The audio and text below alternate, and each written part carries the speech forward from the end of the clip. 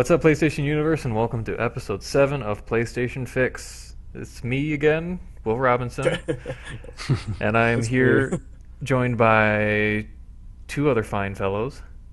Aw. We've got Adam Byrne Hi there. and Kyle Prahl. Hello. So if you listened to our last big spoilery podcast on Metal Gear Solid 5, you'd have heard at the beginning of it. And if you didn't, I'm just going to say it again. We're changing our focus a little bit here. We're not going to be doing so much news coverage as talking about just the things that are on our minds or the games that we're playing. And surprise, surprise, we're all playing Fallout 4. So, Yeah. I mean... Funny how those things fall together. I feel like everybody's playing Fallout Oh my 4. God. As I scroll through my friends list, I'm looking like Fallout 4, Fallout 4. Right. You know, videos are exploding, YouTube's exploding, so it's Yeah. kind of a thing right now. I think it might have been one of our other podcasters who isn't here present today is Ernest Lin. I think he posted a Twitter picture from BioWare tweeting at Bethesda about the game, like congratulating them for a successful launch. And then Bethesda's just like, hopefully we didn't interrupt your development time on Andromeda. And then BioWare responded back like, it's funny how it seems like everybody took the week off this week during the release of the game. Some social media specialist is getting a little sassy over at BioWare headquarters. Yeah, I mean that's pretty cool though. It's just like even like everywhere, even like people who make like the incredible RPGs, like Western RPGs, are taking like weeks off to just play experience it, Fallout 4. Like that's so. I mean, we're gonna talk. We're not gonna do anything spoilery, or we're gonna try to. If we do anything spoilery accidentally, I'll ring your necks. There'll be a discussion afterwards, I'm sure, on whether or not we'll include if we deem it spoilery enough to remove it from the edits. Otherwise, Bottom line, if you're hearing it, we deemed it not. So if it was, you can take to the comments and Show us our judgment. us out. yeah, pretty much. So we're gonna do our best to not be so spoilery. Kyle and I have both put about the same amount of time in. We're both Kyle's level 40. I'm level 38. Yep. We've both put in about 3 days, little over 3 days of game time into Fallout 4. Adam is merely joining us fresh from the vault. From the vault. We just saw him. He came over the hill. He crested over the hill, shielding his eyes from the sunlight, stumbling a little bit. So we grabbed him. We carried him into Sanctuary Hills. Yeah. We set him up with a sleeping bag because it costs the least materials to build, and there he is. He's one of our cozy. I'm not complaining. Adam's one of the settlers in our encampments right now. We've got him picking carrots. Yeah, just carrots. So Adam's done about. Start small. Adam's played only about a little over 3 hours due to the nature of life being busy, and so we don't blame him for it, but we do at the same time. I blame myself. But yeah, so Kyle and I for sure have played a ton of Fallout, and we've got a lot of things that we want to talk about. Observations we made about comparisons from 4 to 3, or 3 to 4, I should say. That's true. And that is going to be kind of an interesting thing to mull over, because I think like that's going to be one of the issues that maybe people are more divisive on when all is said and done. You know, if we look ahead like 2-3 months to the same time frame where we were doing our Metal Gear spoiler cast and kind of digesting the game, 2 or 3 months from now, I feel like that's, you know, because the game is, well, we'll get into how fantastic it is, but that feels like the one kind of issue where like maybe somebody for whatever reason maybe liked 3 more or likes 4 more, so a topic of debate. So we'll definitely talk about that, and we for sure are going to want to do a full spoiler cast like we did for Metal Gear Solid on Fallout 4 down the road once Kyle and I had a chance to finish up the story, and Adam's I'll try. Tries to catch up. We may have to leave him in the dust, but we'll see. Hopefully I'm sure you'll get addicted to it soon. That's the weird thing about these games is that if we were going to do a Skyrim spoiler cast like 6 months after that came out, and we had someone on the cast who never finished the main story, I would just kind of be like, yeah, all right, you never finished it. That makes total sense because you know. And that's the thing, with these games, the story really isn't the focal point. Like it's really. Like 3's story is nothing spectacular by any means. It's got some cool moments. It's got cool set pieces and stuff that they do along the road. But that's not why you play it. It is just finding Neeson. Yeah, Finding Neeson. Yeah, This is an incredible story. That, what are you maybe talking that was the that's just so weird if you think about it. Neeson was taken Oh, in God. Fallout 3. Holy that's crap! really But interesting. How unrealistic. This is kind of a in the back of my mind. I have this nostalgic feeling because I remember when I first became aware of Bethesda as a company. It was when I borrowed the PC disc for Morrowind from a classmate, like long time ago. Yeah. And someone will knows too. We can talk about it later, but I borrowed the PC version of Morrowind from them, and on the back of the disc it said like 400 hours of gameplay. And as whatever I was, 11, 12 years old, I'm like, how is that even possible? I can't even picture that. Yeah. But that was just as the Western RPG has matured and become more popular, gained some ground over here in the States. It's like 400 is still kind of insane, but it is also a little bit more of a Yeah. I mean, And that's what I found was amazing was when I was playing through it. So, well, we'll break this down in a minute. But when I was playing through it, I've put in like 71 hours, and it's literally just feels like I haven't accomplished anything.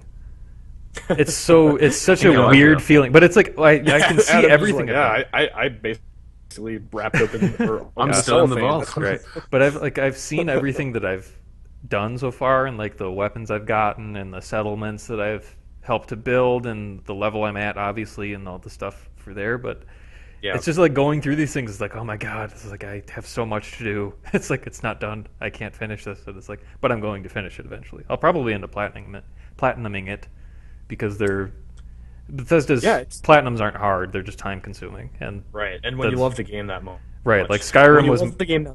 Yeah, Skyrim was my first platinum, so I was like, I just loved that game, and I just kept playing it. And two, I mean, the thing that's going for you here with Fallout is that the game is it's objectively more stable than Skyrim was as a technical package. On PS4 a little bit. Yeah, right. Xbox One seems to be suffering in that, right? But it does with frame rate. But so like I know that there were certain trophies in Skyrim that people had trouble with because of this, that, or the other trophy breaking glitch, and you basically had to start a new save in order to accomplish those things. And I feel like that's less of an issue with Fallout, just because it does, while it is still a Bethesda game at heart, and we can talk about that a little bit later, but like it does run better than Skyrim in my mind. Or it's Bethesda's best performing console game to date. Like it is their best one yet as a technical package, but it's still a Bethesda game. Yeah, it's still not perfect. When you get right down to it. Yeah, and that's a good thing that I do want to talk about eventually, is just how there's a lot of people who get upset in comments and stuff that I've seen on there that get really upset when people talk about how good Bethesda games are, but then they don't call them out as much on the technical issues that they have, and they get frustrated at people giving them a pass.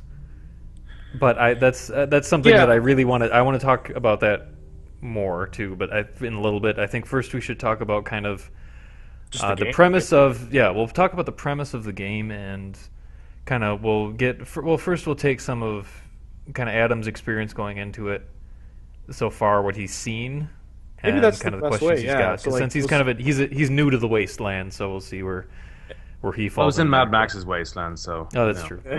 But so Fallout 4, it's the story in this one is that you are, well, if you don't know by now, I'm sure everybody who's listening to this has already played 100 hours. But rub it in.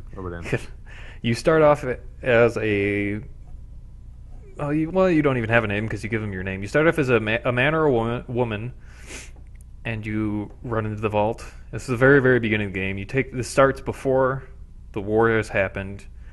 You run into the vault 111 eventually, and you get to put in cryo sleep, and then you wake up, and you're I don't even know. This isn't even spoilery, is it? At this point, I think there are certain. This is the very beginning. Yeah, this is the very, very beginning of the game. But just go for it. Yeah. So your wife and your kid. For me, it was my wife and my kid were in a different cryopod, and you're put in a cryopod. And then somebody comes in and takes your son away and kills your wife. So this is your whole motivation. You wake up in this wasteland 200 years after the nuclear war has happened, and you're trying to find your kid. I'm trying to find your son. So that's trying to find Sean. Yeah. Sean. So that's where you're trying to go And that's your motivation for the whole game. You start off in the world, you quickly meet new people along the way that you either make friends with or piss off. I'm actually really looking forward to trying to do like a kill everything run later on in this game. Clearly, you can't kill certain individuals, but I'm sure somebody's going to find a way to get Not with around that that. attitude. So, Yeah, you give up so easily. No, But- you can't. Like in the few named characters that I've tried to kill just while derping around and then reloading a save, it didn't let me. They just kind of Yeah. got crippled to the ground and then came back up a little bit later. So, yeah, that is a bit different than the days of Morrowind when you could literally kill anything and then the game would just say, "All right, you've done this. You are now in a doomed world. Continue if you wish." That was literally the message. It was cryptic. Yeah. I remember the first time I saw that, I was like, "Whoa." and I've actually found, like, I don't think it's even possible to do it for some things, because I don't know if this is part of the game or if this is like just a glitch of some kind, because Fallout 3, once you killed a group of enemies, they were dead forever. And then, like, even if, like, in Fallout 3, if you collect Nuka-Cola Quantums and stuff, like, there were a certain amount, like a set amount of them. I've gone back Yeah. to this one particular place, the Super Duper Mart, that's got ghouls in it, and there's 2 bottles of Nuka-Cola in there. I've gone back into it 3 times and collected the Nuka-Cola from it. Oh, and okay. I So the- can't clear that area. Like, I've failed a mission where it wanted me to clear out all the ghouls in that mart, and I've done it like 3 times, but it doesn't say that it's cleared. Like, once you kill all Oh, the enemies okay. in a building, it'll say that it's been cleared on your map. Yeah. But this one, it won't do that, and I ended up just failing this little mini side mission because it wouldn't register. So that was just an odd thing for that. But Yeah. so before we keep going in that route, but Adams, you've played for a few hours now. You've seen some of. Got my feet wet. Yeah, you got your feet wet. Do you have any interest in jumping into the rest of the pool from what you've seen? Yes, no, absolutely. But I think it's a weird kind of case study in the kind of shortcomings of a game.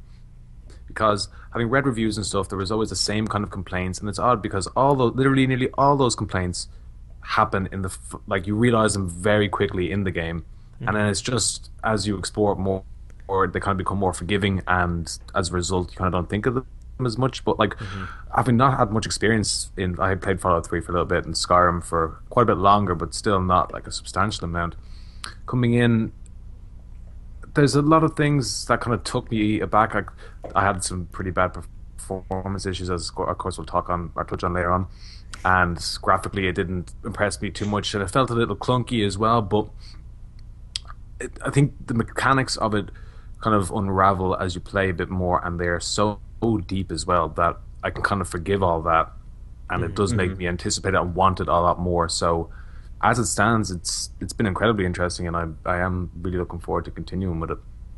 Okay, so I mean, there's a lot of stuff in there that we can touch in on, but so it's for anything that you've seen so far, given some of your Fallout 3 experience and stuff that you've gotten to see so far, like, what's something that's like stood out to you, at least anyway, from what you've gotten to see, or stuff that you really just want to see where it goes?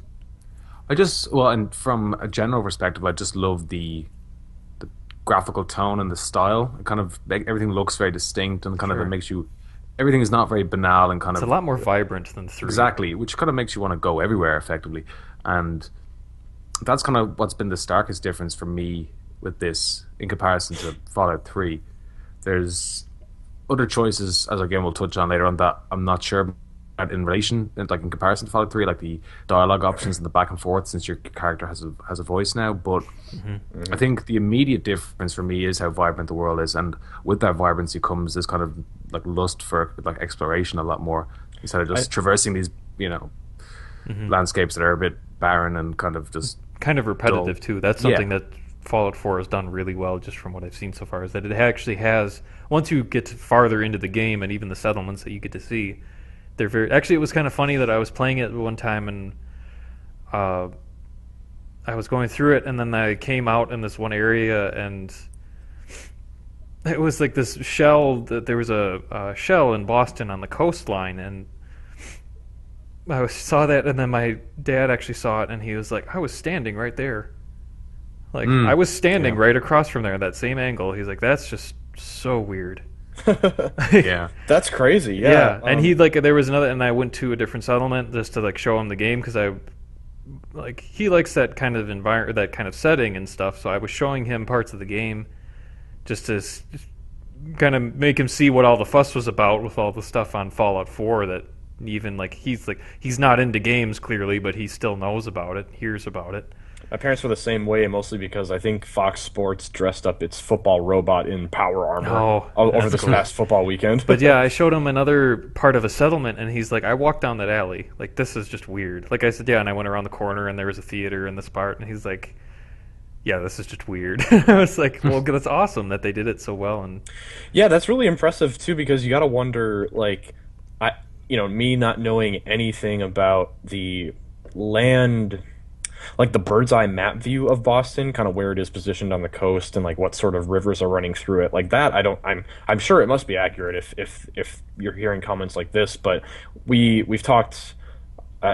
Maybe it wasn't last week, but we've talked before about whether game worlds can be to scale or not. You know, when you've got truly, I think it was Cyberpunk, right? Can Cyberpunk be this truly full-scale sci-fi city that could theoretically house millions? And obviously, as big as Fallout 4's world is, yeah, that'd be sick. As big as Fallout 4's world is, its version of Boston clearly is not to scale. But it's funny that they were able to achieve still these not only just recognizable landmarks, because pretty much every game has those, or at least, hey, the skyline looks the same, but actually, like, this street feels identical. So you have to wonder if they, like, maybe interviewed some Boston residents and said, like, what streets do you traffic most, or like what streets are kind of the iconic streets, and then fit as many of those little neighborhoods. Yeah, and I mean, it really helps in their particular case too, is that they can have so many of the buildings are just run down or just blatantly replaced by newer structures that happen later. So they have a lot more leniency than most places. Like, oh god, I'm trying to think of what that game. I can't even think of what it's called.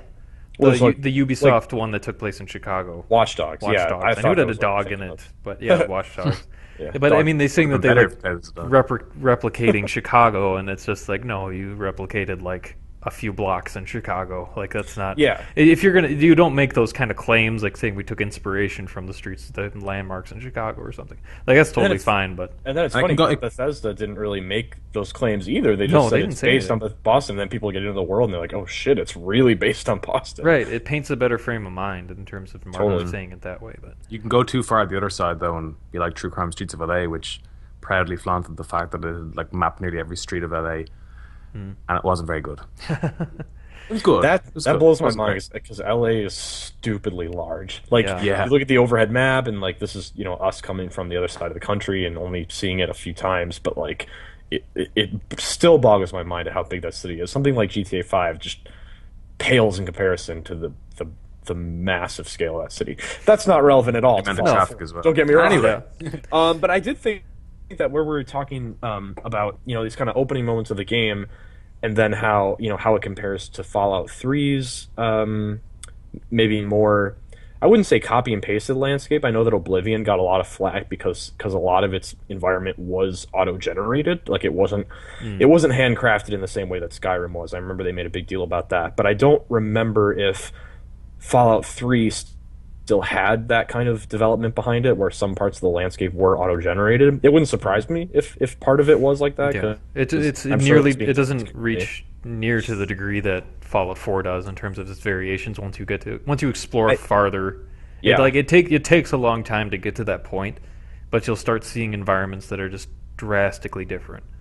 I think the comparisons to Fallout, maybe this is kind of an easy place to start in terms of our impressions of the game, because we all played Fallout 3 to some extent, and varying extents. Will, you have way more time with the game than I or Adam, but I played it for maybe about 20 hours. Adam, I don't remember with you, but I think you were kind of in the same boat. I'd say about 8 maybe. Or less, okay. So you're less. I have no idea how many I played. I played through it a couple times. Probably best not knowing. So I think, I mean, Skyrim I put over 300 in, so it's probably 150 maybe. In so New Vegas I played more. Yeah, and I didn't play much in New Vegas, but going into Fallout 4, I'm trying to go back to my thoughts about Fallout 3 to kind of explain why I feel the way I do about Fallout 4. And I guess for Fallout 3, it was, I could feel the skeleton of a Bethesda game, and I really like Bethesda systems. I love their character development and how freeform it's always felt, even since the Morrowind days. So I loved that skeleton being behind Fallout 3, but, and this is even true today, well, as much as I love Fallout 4, I'm just always going to prefer the high fantasy world of the Elder Scrolls personally. I think the Fallout aesthetic is really interesting. I think it's in some ways it's a better told story and a better told universe than the Elder Scrolls because they have to wrangle with history a little bit and kind of demonstrate. Elder Scrolls has magic and dragons, and they can get away with anything they want because they can make up any reason for it. So part of the reason I thought I didn't like Fallout 3 as much was because of my preference for the magic and the swords and all those high fantasy things. But I freaking love Fallout 4, so that calls to mind for me, all right, what else is there that I wasn't really digging about Fallout 3? And I think the first thing I jumped to is how colorful and just rich Fallout 4's world is, with detail and vibrancy and how different sections of the landscape can feel. I mean, you go from, the opening moments of the game in Sanctuary Hills, you've got kind of your for lack of a better word, your valleys, right, of just kind of some sparse bushes, some hollowed out trees, your post-apocalyptic valleys, and then you go from there to a neon lit jazz lounge, to an old shanty city that's like built up kind of like something out of not a cyberpunk movie, that's not what I'm thinking, but like a Mad Max kind of situation. You've got the Mad Max aesthetic with the Raiders. You've got just the hollowed out streets of Boston, like that. Those urban streets and street corners feel very different from like the top floor of a hotel with this really distinct light coming through the window. So there's just all these pockets of the game that have very distinct feelings to me, and that's really, really impressive because the world, in my initial moments, I thought, man, the world, just zooming out on the map, I'm like, it looks a little smaller than Skyrim. That was my initial impression. Yeah, it didn't. I thought so too. It looked like it was really small. I was like, oh, that's it. And now it's just like, my God, I haven't explored any of this yet. Yeah, like, right. And then every time I do, and it's like you look at the map, and it's like, oh, I see a ton of little landmarks that are really close to each other. So I must have fully explored that pocket.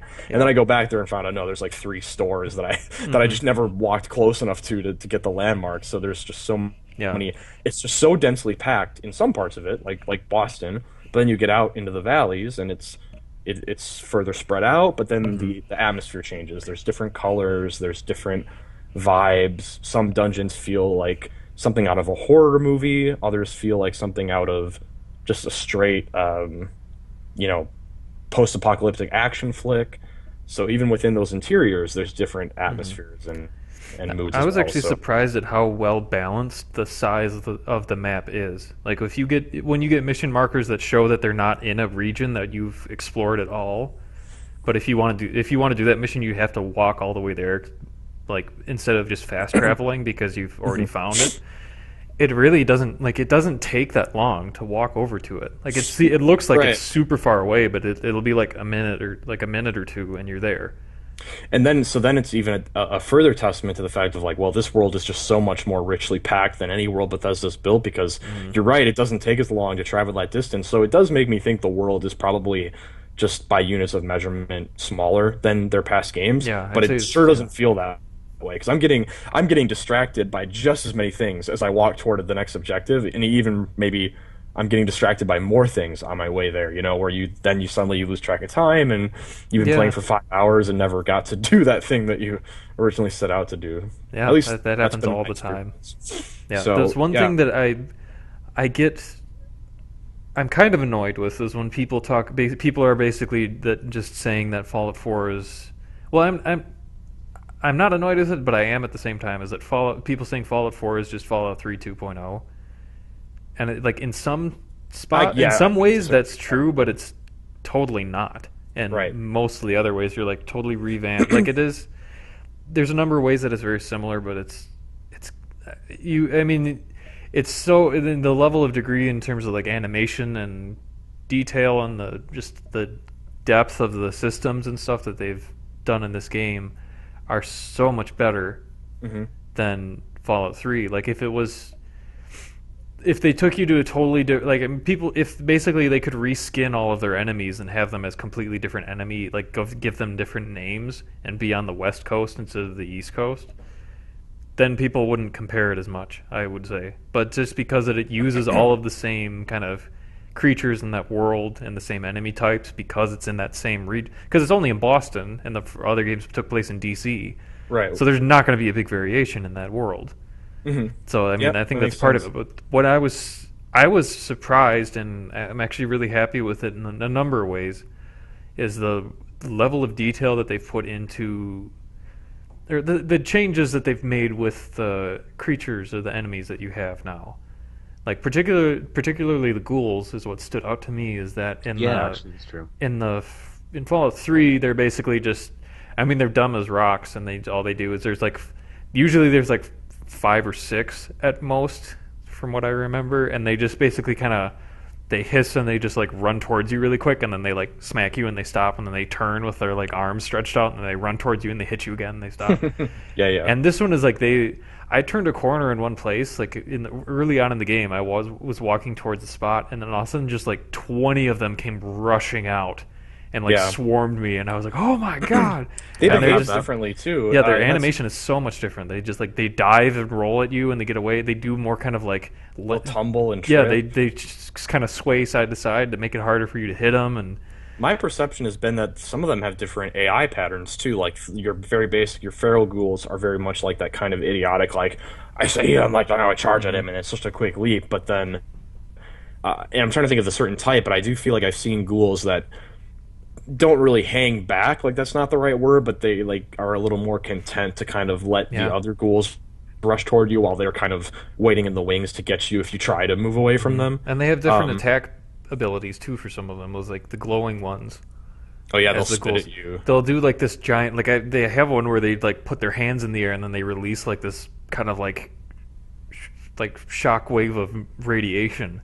Yeah, And it's like, what the heck? And it's just like, so it's like they have a lot more detail for that. They've the Mirelurks have totally different enemy types now, which is a new addition to that are just drastically different. They've got the soft shells, they've got the razor claws, they've got the queens, they've got the kings, which, to not spoil too much, the kings don't even look like the other ones. Yeah. It's like a different But species then they have the other entirely. ones that look more like crayfish, which I'm trying to remember what those ones are called. I can't remember anymore. But those are really hard to kill. But they're stronger than the other ones, and they have a different role to play when they're fighting. But they do. It's just a really cool variation that they have, and the Kyle knows this too, and I've talked about like I've studied the Deathclaw from Fallout 3 because I just wanted to. I made a sculpture of him in my spare time, so I spent a long time understanding the contours and the shapes and how it was designed and all that stuff.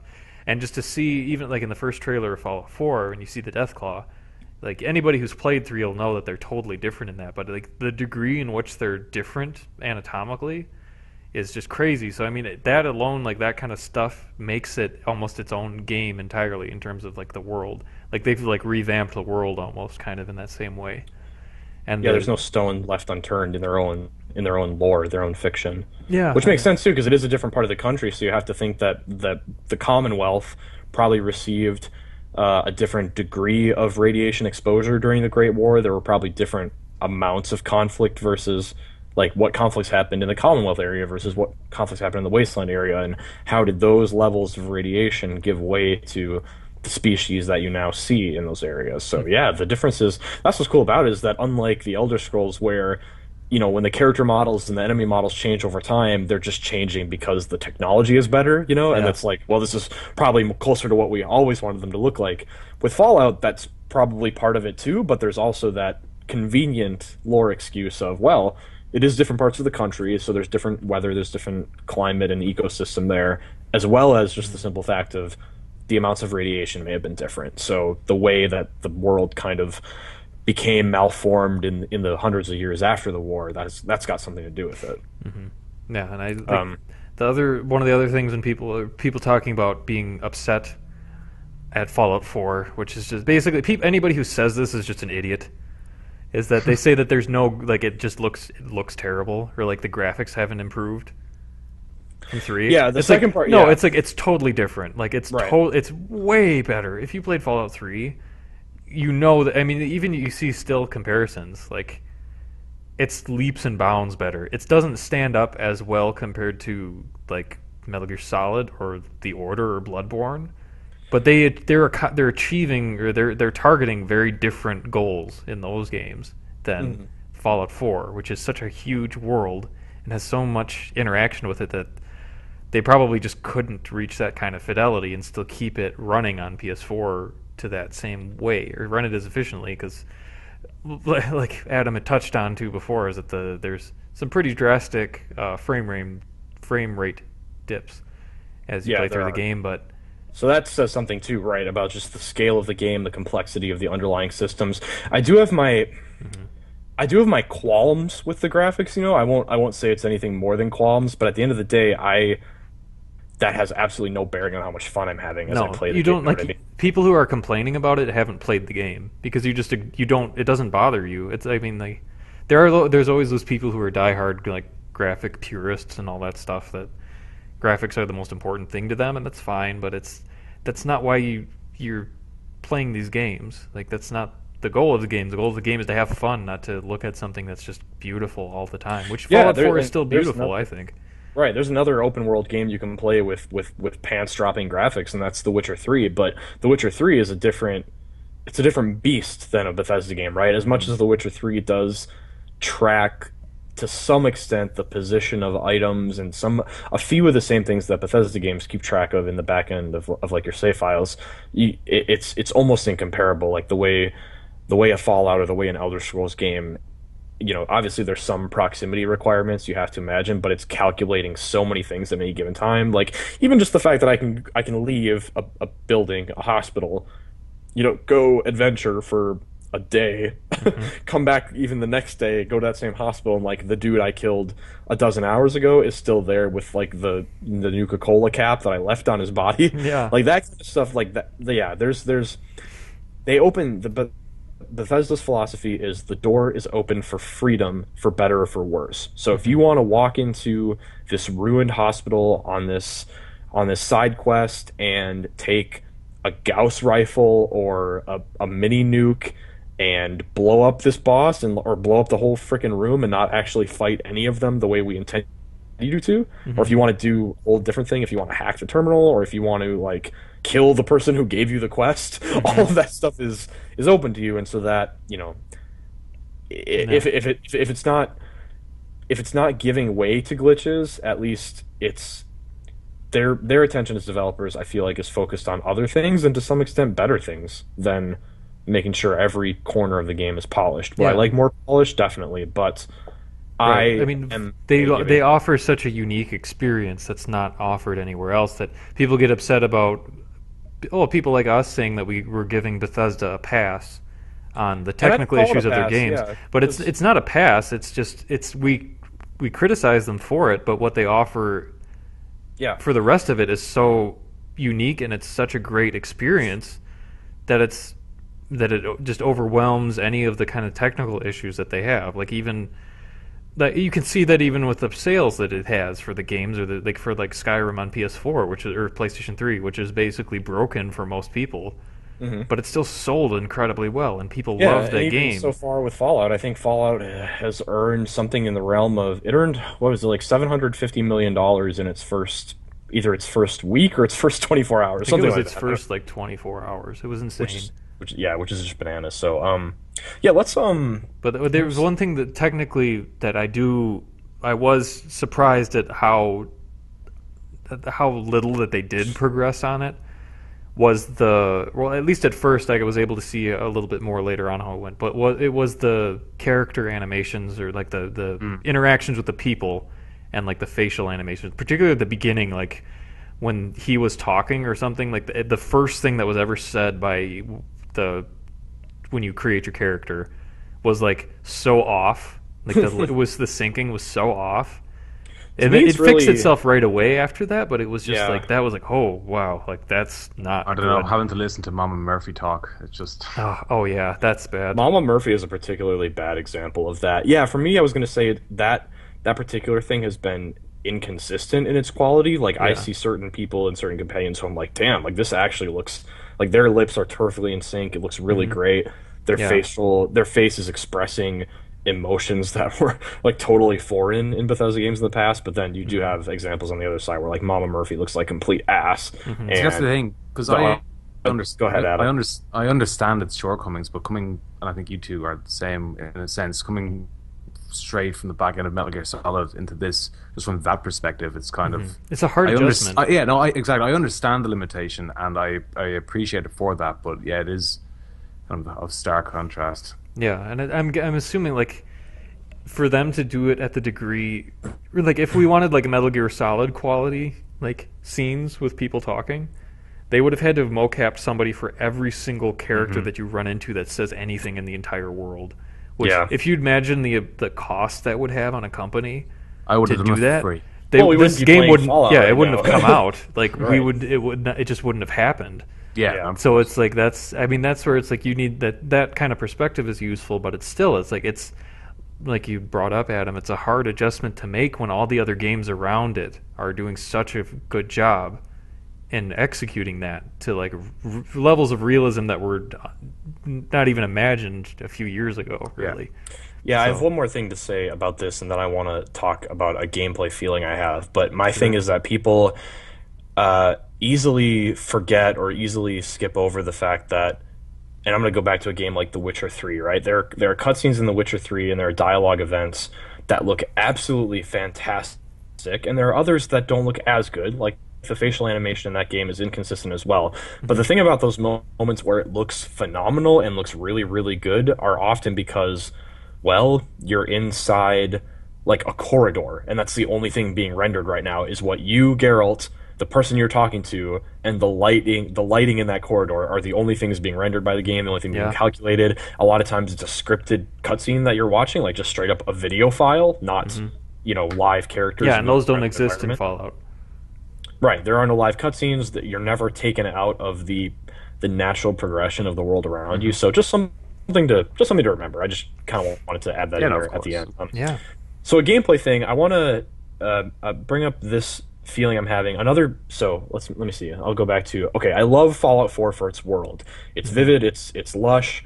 It has so many different types of environments and almost different genres in the way it combines those. But so that's one pillar. Another thing I love about it is changes they've made to character development and I guess I can say gameplay, but it's a role playing game. So in this case, I'm just talking about character development. Now, to go back to Fallout 3 for a bit, that game had weapon skills very similarly to Oblivion, to Skyrim. You've got a skill for two-handed swords, one-handed swords, bow and arrow, and then in Fallout you had your energy weapons, your one-handed pistols. I don't remember exactly, but you get the Yeah. idea, right? And that's something that you guys are familiar with just from playing all of Bethesda's games.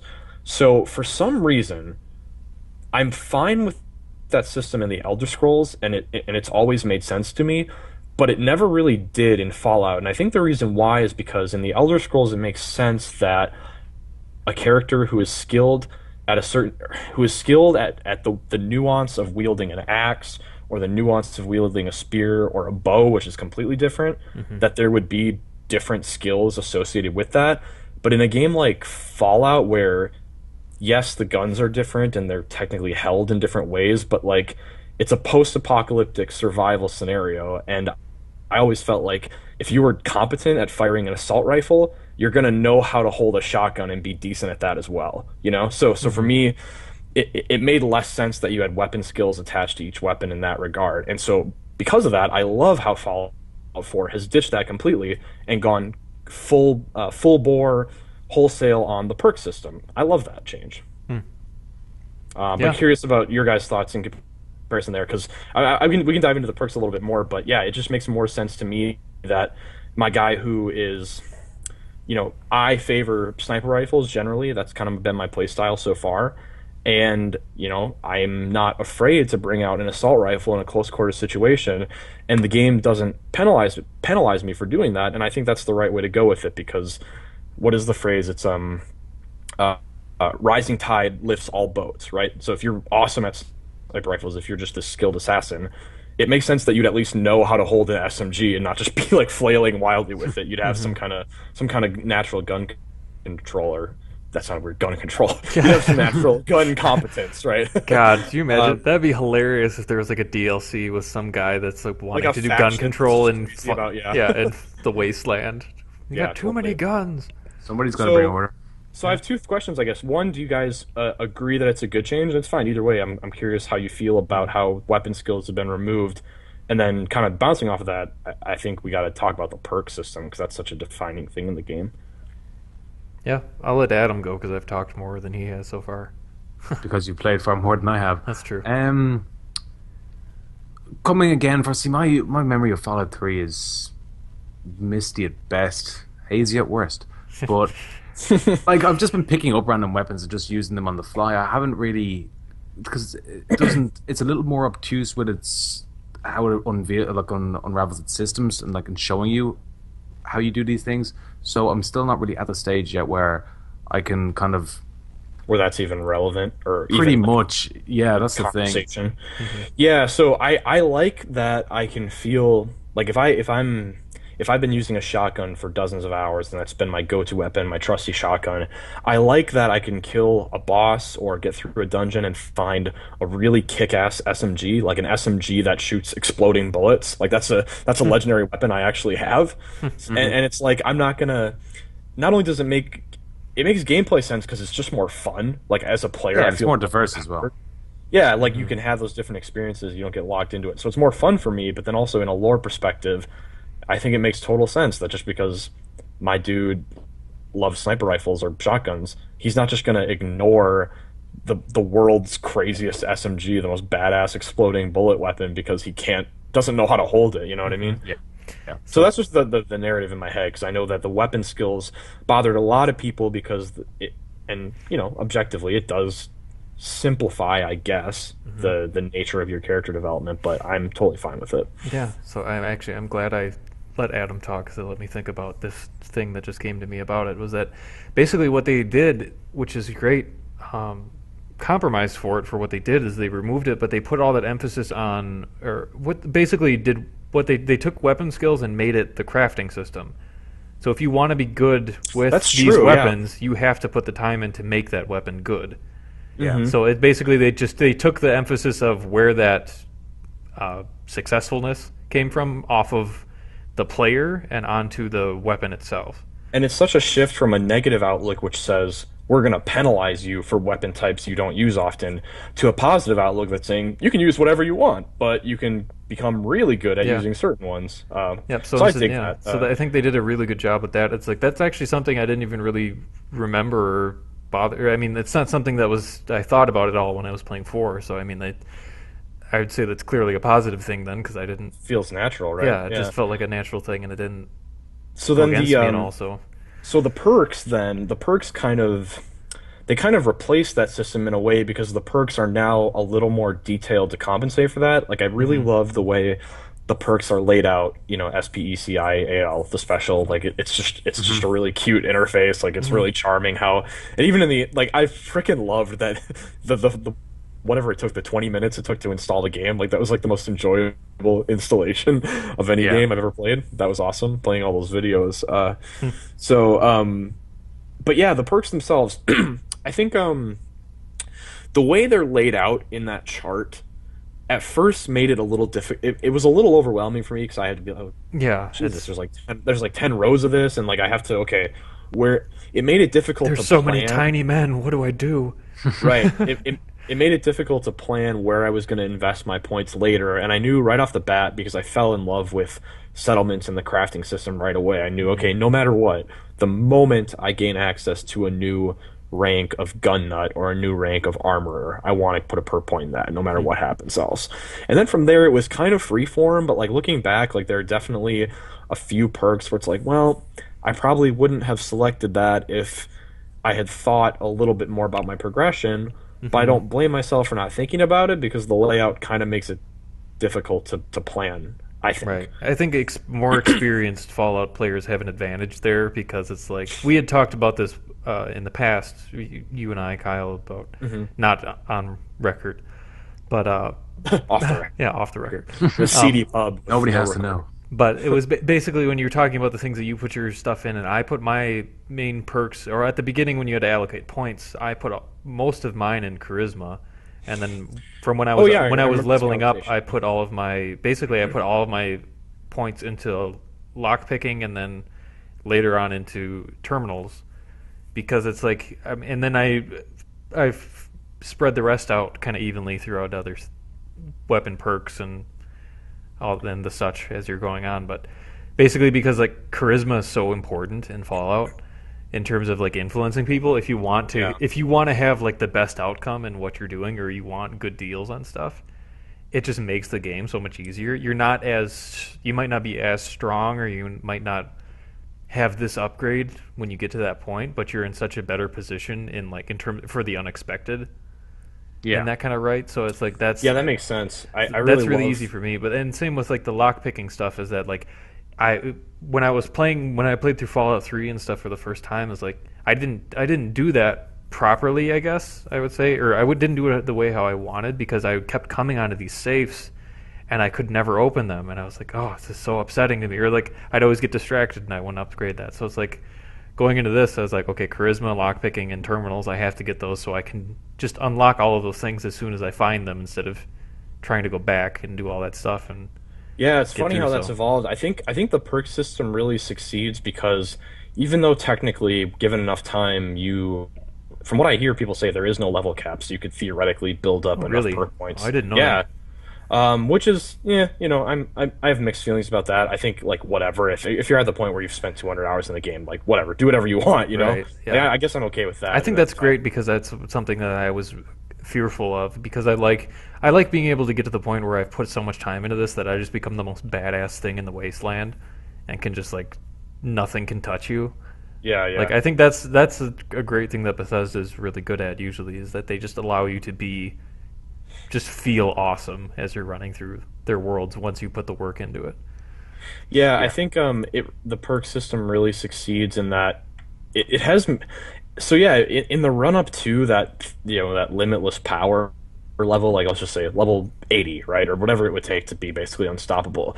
In between there and now, like for the first 60 hours I've been playing the game, it's like my perk choices are legitimately difficult. Like there's, with the exception of the levels, like I know where the moment I hit that level, I'm getting another crafting perks. I'm really big into weapon and armor crafting. All that space in between, I find myself sitting on the perk menu for a couple minutes, kind of mulling over the options, thinking about what they mean. So I think that is a success in that that's a great thing in RPGs, right? Actually having your character development mean something, feel something, and actually a difficult choice, because that tells you that all options are balanced. And it's funny to hear you say that you invested in terminals and in charisma, because now I got to level 20, 25. I started to see how important charisma was in so many conversations, and probably half of the opportunities I've been missing. I'm like, oh damn, I wish I would have known that. I would have put more points in charisma. But then wait, I wouldn't have been able to be such a ludicrously powerful sniper, and I wouldn't be as sneaky as I am. So I think it's a victory in that respect. Difficult choices. Yeah, you get rewarded for no matter what you do. It's what rewards do you want at the time. What's your playstyle so far, Adam? How are you kind of eyeing out the perks, and which direction do you think you'll go? I had it ringing in my ears to just throw everything into charisma, so that's kind of what I did. So I've been able to kind of. There's been a lot of I've come across some kind of there's been some conflicts and stuff, and I've been able to kind of just disarm everybody without anything happening, untoward, no kind of gunshots and stuff, due to I This presume legendary peacekeeper. that's what I want to be. I want to be like the UN, just UN Hey, or something. hey, no, okay. Exactly. So because it's best of both worlds, so I can go in, disarm some conflict, and get some stuff in the process. But yeah, that's what I've been mostly doing. Again, I think I'm level 8 or something, so I haven't really had an opportunity to avail of the perk system too much, because I haven't got that many points. But mostly in charisma, and I've already reaped the benefits of that. I think I've kind of been able to save a lot more bullets from just shooting at random people, and been able to disarm a lot of situations. So I'm happy with that. I think I'll continue down that path as well. I don't know what the secondary or third perk that I'll continue along that same road, but charisma at the moment is just kind of my go-to thing. That's I what think. oh, go ahead.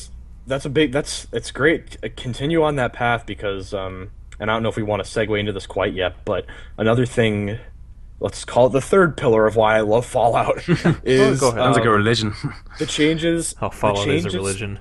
Yeah, yeah. That's So true. the changes to companions and how much they fleshed out the nature of your NPC companions, how you can romance them, how they have Not the dog, even though, I now. Yeah, no, not the dog.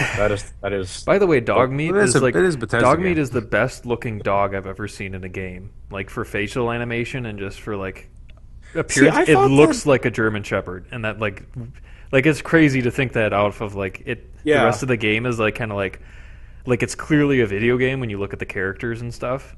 But it's Mm-hmm. like dog meat is like that is the most realistic looking dog I've actually ever seen I thought in a game. I thought bad his he's an legs idiot and half the time. paws. I thought his legs and paws were really good. Like there's something about They that you spend don't so even much time on them. you don't even realize it until you see a good example like dog meat. But it's like, yeah, some dog legs and paws are kind of that sort of scrawny, thin, Yeah. like a little bit bony. Like you can see kind of Mm-hmm. the sinew of his scrawny legs or his thin legs. So yeah, that was a great thing. Dog quality. Sorry, I got off a little bit. Companions, the The details companions, of the yeah. companions, Dog meets yeah. companion, right? Not one you can romance. Fortunately, caught myself there. Yeah. Yeah, that's really impressed me because I have spent a ton of time with various companions. Well, mostly one companion. I'm gonna just say it's Kate. She's has an Irish accent. Adam, shout out to your native land. I can't do without it. Like I need that in my life, Of course. especially in I'm here its for you female too, Kyle. form. Thank you. I appreciate that.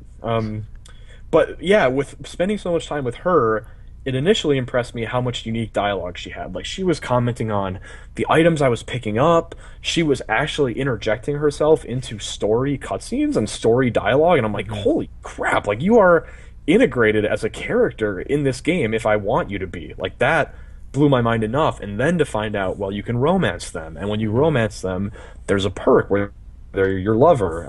They have a whole totally new set of dialogue when they're your love interest.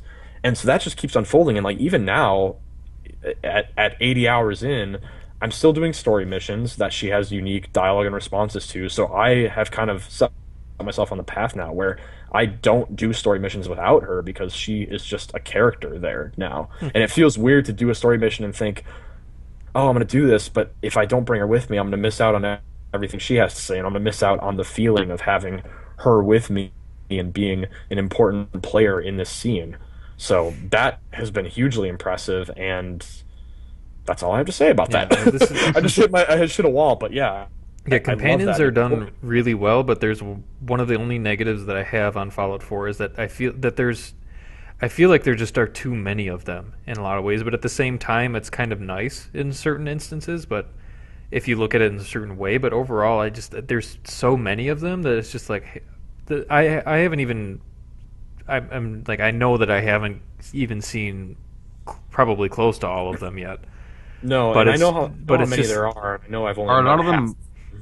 Are they all like? Is there a lot of them that are off the beaten track, or is there a good amount of them that you will kind of encounter if you kind of continue along the main line of the quests and stuff?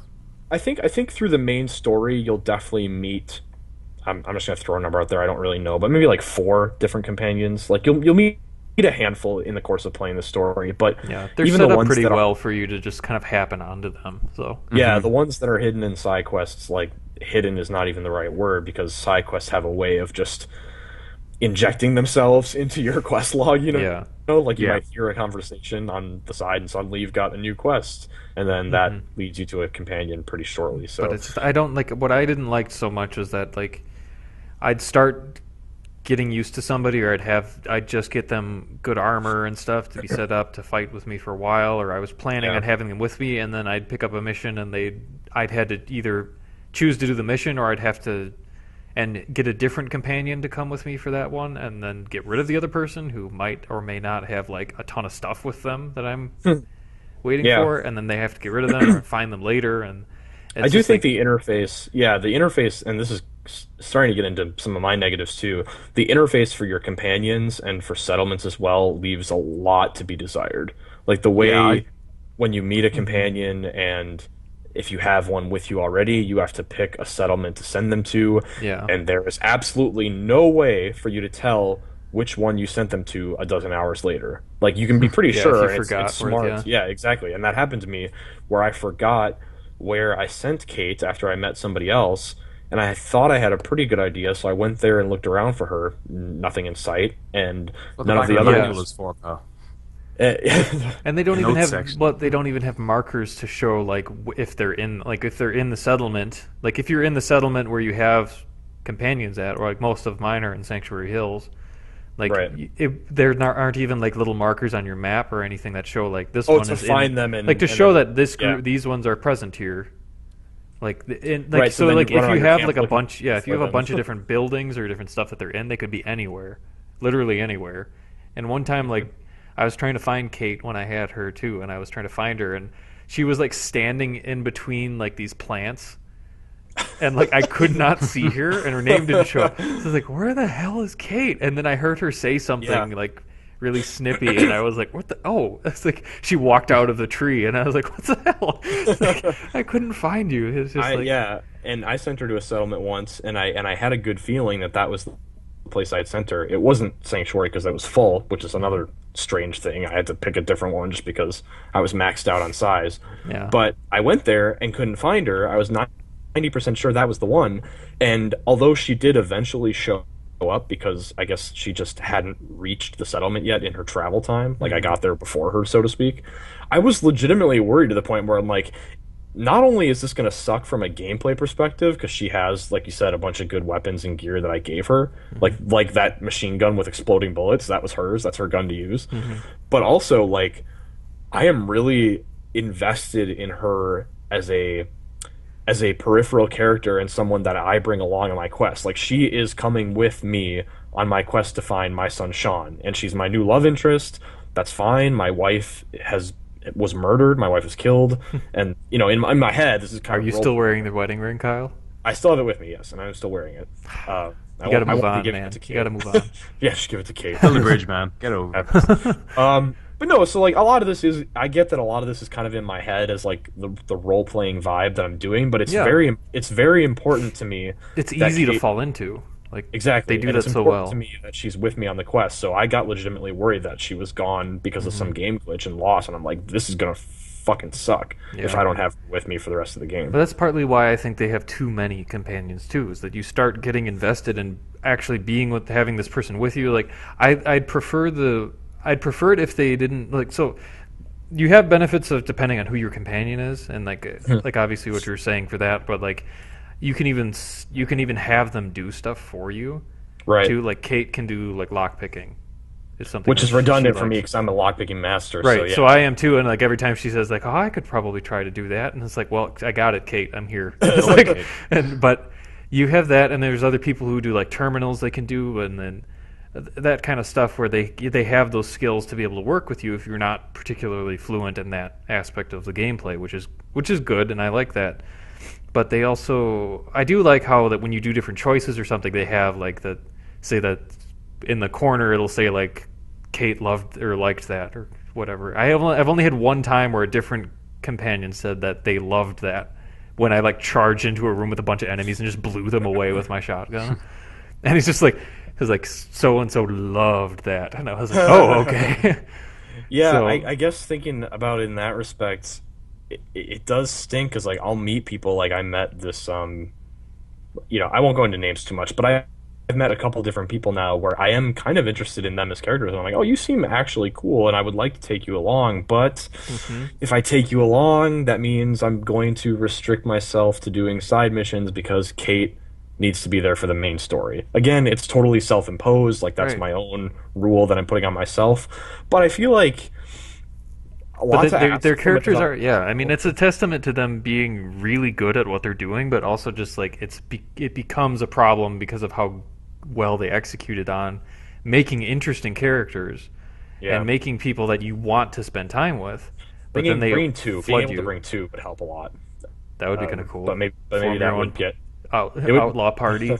It would feel like a kind of a traditional Final Fantasy like 3-person party Yeah. that you get to go along with. But I do that's wish they maybe had a lot more to of ask. a prominent role in your settlements, though, instead of just being random people helping out. Or like if they went Yeah. back to where you got them from, and they just like continued their role in the certain city or settlement or wherever, and I think that would be more interesting. Or Yeah, it'd be nice if you had that option to send them back to their natural sort of yeah, because it's just like habitat. because half the time I feel bad when I have to send somebody who I got from like the city and send them to some like random abandoned place. To, like, It's like work on your corn. I don't want you to be alone by yourself, like in this little area. right, right, just yeah. like. Yeah. But it's just like, but there's no food for you there. It's like, why can't you just go home? And it's like, no, well. So, but yeah, it's one of those weird things. It's like I really like the companions that they have and that you can use. I mean, their AI is just like so stupid. So it's like you don't use them to actually like legitimately fight for you. At least not for the first however major chunk of time that you're going to be playing. You can make Yeah, them better not and more great. awesome, but they're basically you just kind of use them as a distraction or like as bait since they can't die. Like you can just like command them to go into a room with a bunch of people and draw all their fire, and you just go into vats and shoot everyone else in the back while your person's like being just blasted with bullets. Or your dog. Yeah. Yeah. You can, Not poor not dog dog meat. meat. That Not damn dog dog. meat. No, I wouldn't do that to dog meat. man, the dog meat's whimper has always got to me. I was like, no, Yeah. dog meat. Well, half the It's like, time oh. he'd run up to like a turret and attack it and then blow it up in his face. It's like you deserve that, you dumb animal. That's the thing. Like I've only had the experience of the one companion, obviously being dog meat, and Yeah. he's good and bad in equal measure. Like I kind of like having a dog companion, but he is really stupid. He's got stuck indoors sometimes. He walks off gets- skyscrapers for me. Like he's he walked gets- off like 4-story buildings and just like lands. Or like I had that one time I was on the ground and then I turned around and I just heard like a crunch and a yelp and I looked and he caught it as he fell from the sky. And I was like, "Who the hell Serves you are right. you?" Yeah, I mean it's really entertaining. What else? What else have you been able to do in your first couple hours, Adam? Like exploring out in the world. I've I've walked around a lot, kind of happened upon a lot of raiders, mostly just raiders to be honest. And those, what was you mentioned? There was The several, feral like, ghouls? Was that no, well them also, but the Super mutants? crab type Oh, things. the Mirelurks. Yeah, like when they attacked me first, it was a tiny side mission where there was like this reservoir type thing, and I had to go down and just like twist some knobs to like stop bubbles from going up. And then as soon as that was done, I went to talk to the guy who had like sent me on that little tiny mission thing. They just jumped up from the ground, and I actually was terrified. They're quick. They were quick as well. And like Yeah. for some reason at that stage, everything else was kind of okay, but they took a long time to kill with what I had, so I felt pretty underpowered at that stage. So But definitely I've been moving into like raider settlements and stuff, and kind of going back because I want to go back to Sanctuary Hills and really try and come to terms with the actual mechanics of the game, like the crafting and the settlement building and stuff. Because that's one thing that is, it seems by choice, it's deliberately kind of obtuse. It doesn't really show you. There's no real tutorial per se, so.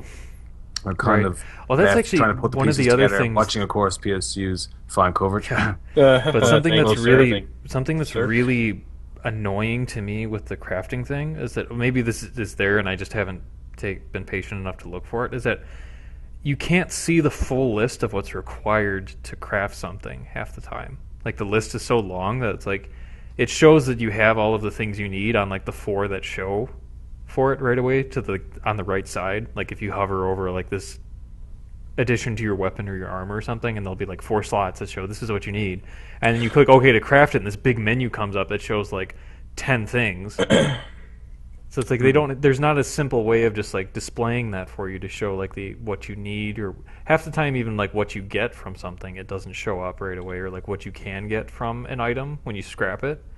It'll Yeah. show you like three different like a row or a list of 3 things you can get from it, and sometimes you could end up getting like 5 or 6 different items from it. So like that's one of the things where people have a lot of trouble at the beginning, is that people people not being able to figure out where you get copper from, and it's like, well, the light posts in Sanctuary Hills give you copper, but it doesn't show up on the list when you're scrapping them.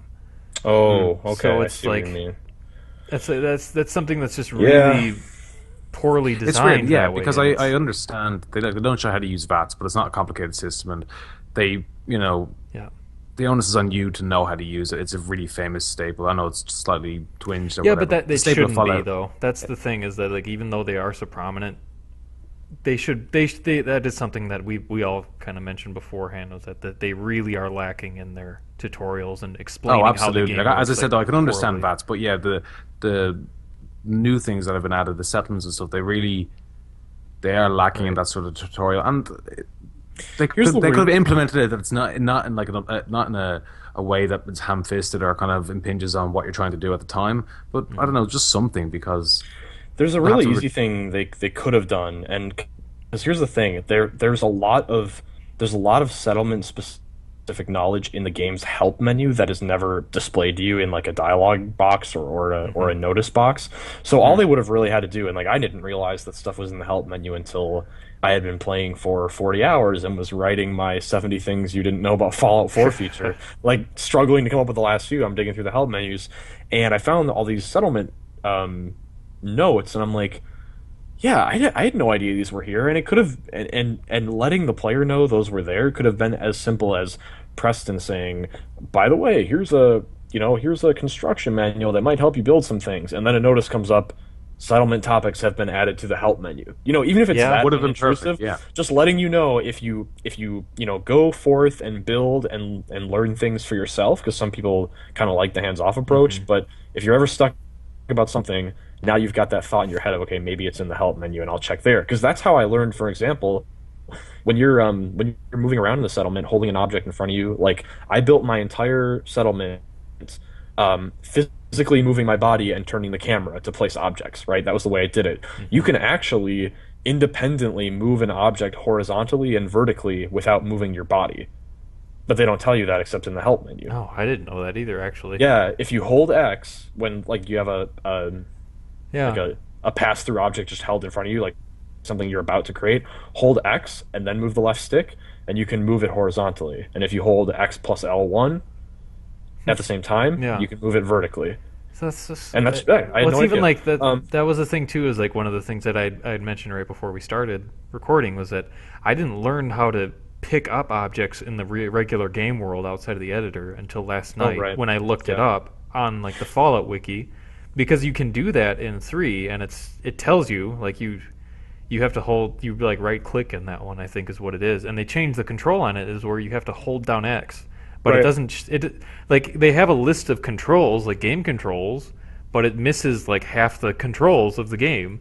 Mm-hmm. So it's Yeah. like, why wouldn't you include those there? Like, why would they be in like the help menu or anything like that? Why aren't they in the controls? Because it's part of the controls of the game. Another example I can think of, and this goes to the settlement, for better or for worse, the settlement system is a source of a lot of my praise for the game and most of my concerns, because it's Yeah. just such a robust thing that I totally didn't expect to be so fascinated with and spend so much time with. But because of that time, I've unearthed these little frustrations, like the control thing I mentioned with the horizontal movement, as well as and I didn't even know this until someone in the comments of one of my videos told me, if you're trying to place a wall at a corner, like you're trying to create a corner with 2 walls, and if the game's just being finicky about it, like not letting you because of elevation, Yeah. or sometimes even the corner pieces don't properly Right. make a corner. Well, here's what you can do: slap a roof onto the wall you've already placed, and then place a wall on the perpendicular side of that roof, and it works every time, and it makes a perfect corner any place that you want to. Jeez. And it's like, jeez Louise. Yeah. So knowing that, I go back through like half my settlement, kind of rejiggering stuff that I had managed to look kind of okay, but was just kind of the best I could do. And I'm like, oh, well, now I can make perfect corners wherever I want to. And yeah, so that's one thing. Yeah, they'll But be you guys able are- to you guys just are right. kind The of. bottom line is that the help system, at the very least, just letting players know, by the way, if you want to read more, there's more here in the help menu. Would have Yeah. been nice. So I mean, there's a lot of things in terms. I would have loved to have just like a slightly, like they give you so much control in the editor to be able to do a lot of things, but it doesn't give you like quite enough control when you're placing objects or moving things around. Elevation It gets is really tough. frustrating. Yeah. Yeah, And it's same- it's and- inconsistent. Sorry, I'll Yeah, go ahead. go off of that point with elevation. For example, you cannot lower walls into the ground if you wanted to make like a half wall Yeah. or something like that, but you can lower stairs into the ground. So like that big Right. whatever 10-step staircase, you can use, like I had a situation where that staircase was attached to a walkway, but the stair wasn't quite long enough to reach the ground. Well, I just made another one to fill in the last couple of gaps, and I sunk it way deep below the earth. Right. But those kind of things you only get through experimenting, so I don't know how they would have done that, except maybe a little icon next to the name that says, this is something you can lower, this is something you Yeah. can't lower. Or just say screw it and make it so that the rules are consistent. You can lower anything into the below the earth to a certain point. Right, or But- even just be able to turn like snapping objects snapping to each other on and off. Gosh, the biggest That would yeah, make biggest that would criticism. make things so much easier half the time when you're trying to do stuff, because Mm-hmm. you get so frustrated just trying to turn something just slightly just so it'll fit so it'll glow green and showing that you can place it, but then half the time it'll just snap away from you and it'll throw off what you're doing. And you have to remove all the other stuff out of the way to try to get that there, and it's like The seams do start to show themselves too, because you can see kind of the logic they're going with in certain cases. Like, okay, I get why I can't clip two objects together because it could create problems, and as the developer, you don't want to necessarily allow players to clip absolutely anything together. But I've had situations where, because of some weird way that I erased something and then added something else, I've had a copper wire just hang in the air unattached to anything because I like had it attached to a power conduit, moved that conduit, but then the wire was still hanging there. And you're not supposed to be able to do that because it only lets you create a wire initially from one point to another.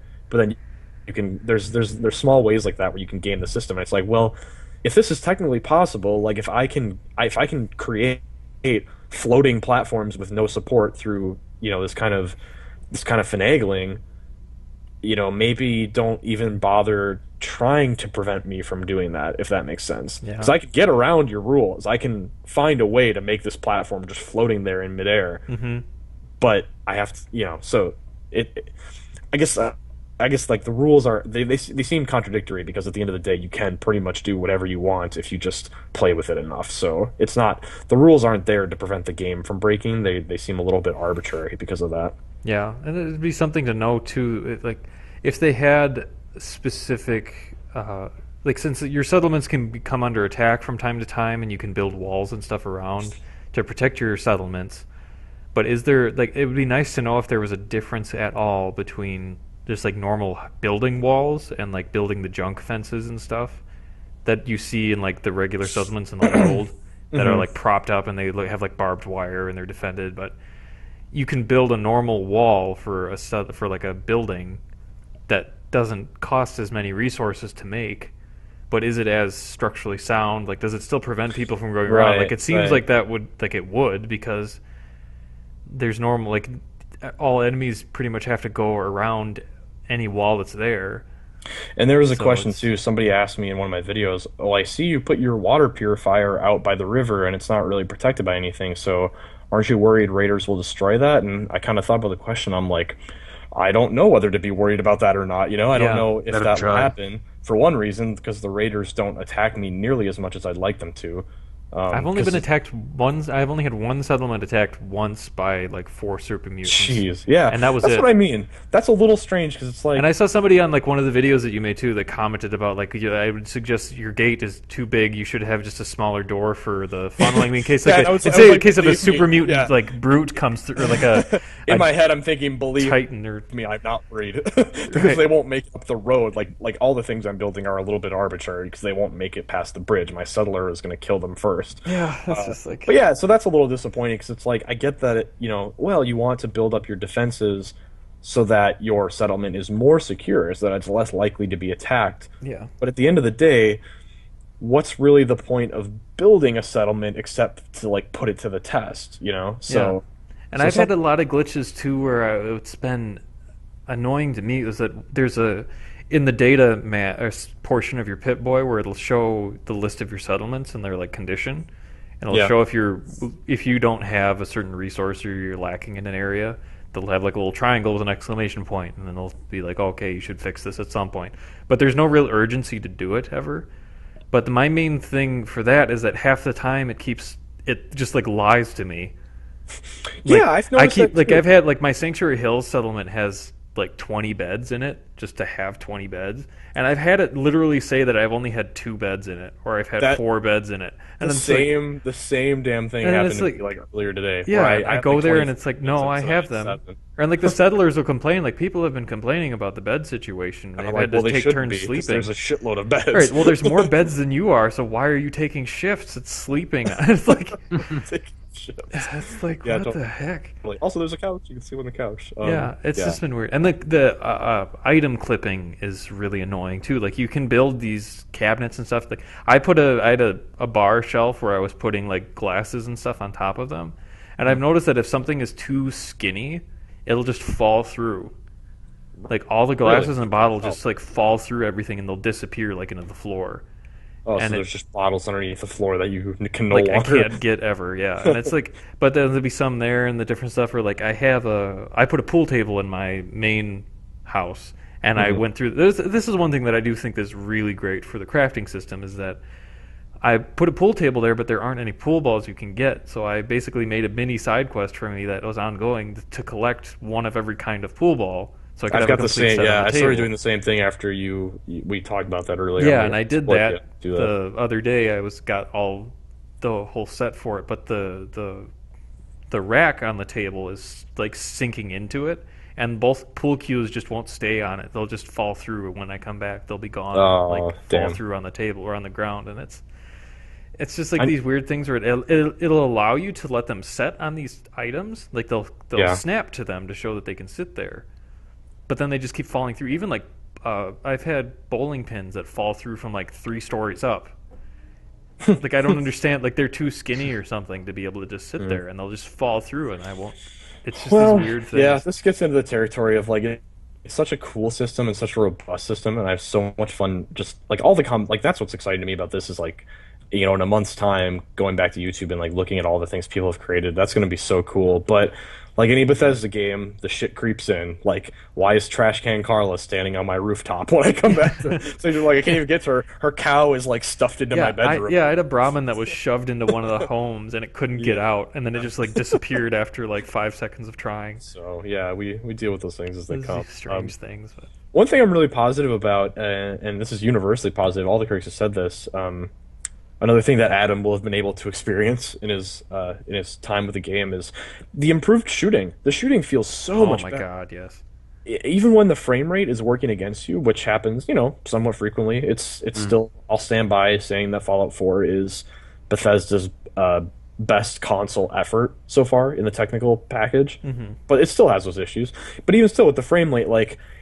It's certainly not as smooth as Destiny or Call of Duty or anything like that. But I do know that they brought in people from id Tech, the people working on Doom, to consult on the shooting, and on the Vita version, the remote play version, the same guys who did remote play for Destiny helped do the remote play for Fallout 4. So like the custom controls and how sprinting is on the down D-pad, and that feels awesome as well. But yeah, just the shooting in general in the game is really, really good to the point where VATS is still really useful, and it's especially encouraged in like tight quarters situations where you're just overwhelmed. But like there are plenty of times when I would rather snipe somebody from my own ability because I'm just better at it than the VATS chance. Yeah, just take some jet and then I mean, I've neglected to use VATS really at all because given I'm underpowered, I'm kind of going into these different crevices of the map and just kind of exploring. So I inevitably run up against, you know, stronger opponents and stronger enemies and stuff. So I kind of like to hang back a bit and try and like pick headshots and targets just with like free aiming rather than using VATS. And I've always found that to be actually quite successful. But, what have you been using so far, Adam, for your weapon? A couple ones or just one weapon? Well, I was using that. Oh god, what is it? It's like a laser kind of. It was the one the wind up laser kind of thing you get with the musket first. The laser musket. I was using that for a while, and then it's just been a couple of like single shot rifles. I can't think of the names that people have dropped. That's why rifle is my favorite.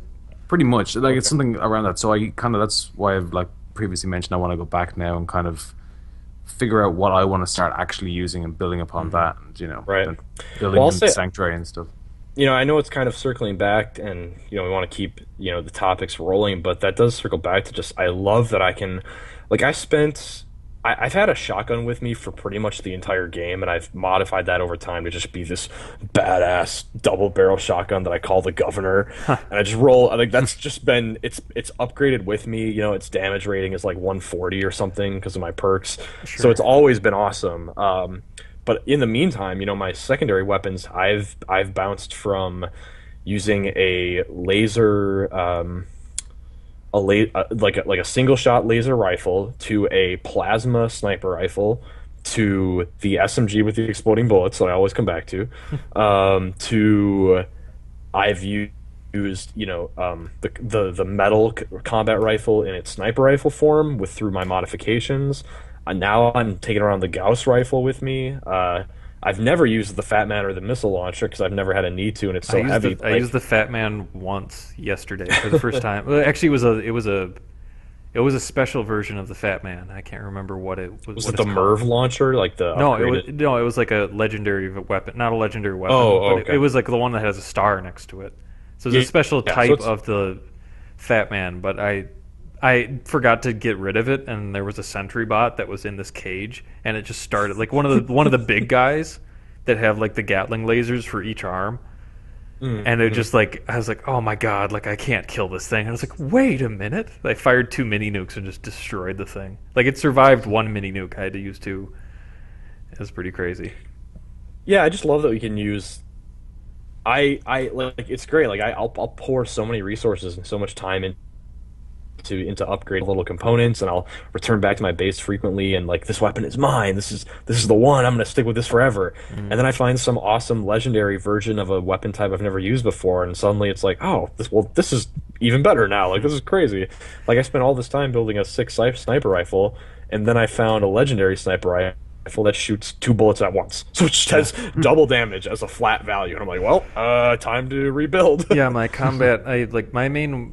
My main weapons that I use on a consistent basis are my silenced, fully upgraded 10mm, and then I've got the combat shotgun, the combat rifle, and I have a silent sniper rifle, and I've got a couple other. I've got like the early special laser pistol or laser rifle that I turned into a pistol, now back into a rifle. Yeah. Well, I love but those, that too. yeah. Change the So, shot but those are style. the main things. But yeah, like my combat shotgun ignores 30% of damage resistance by enemies.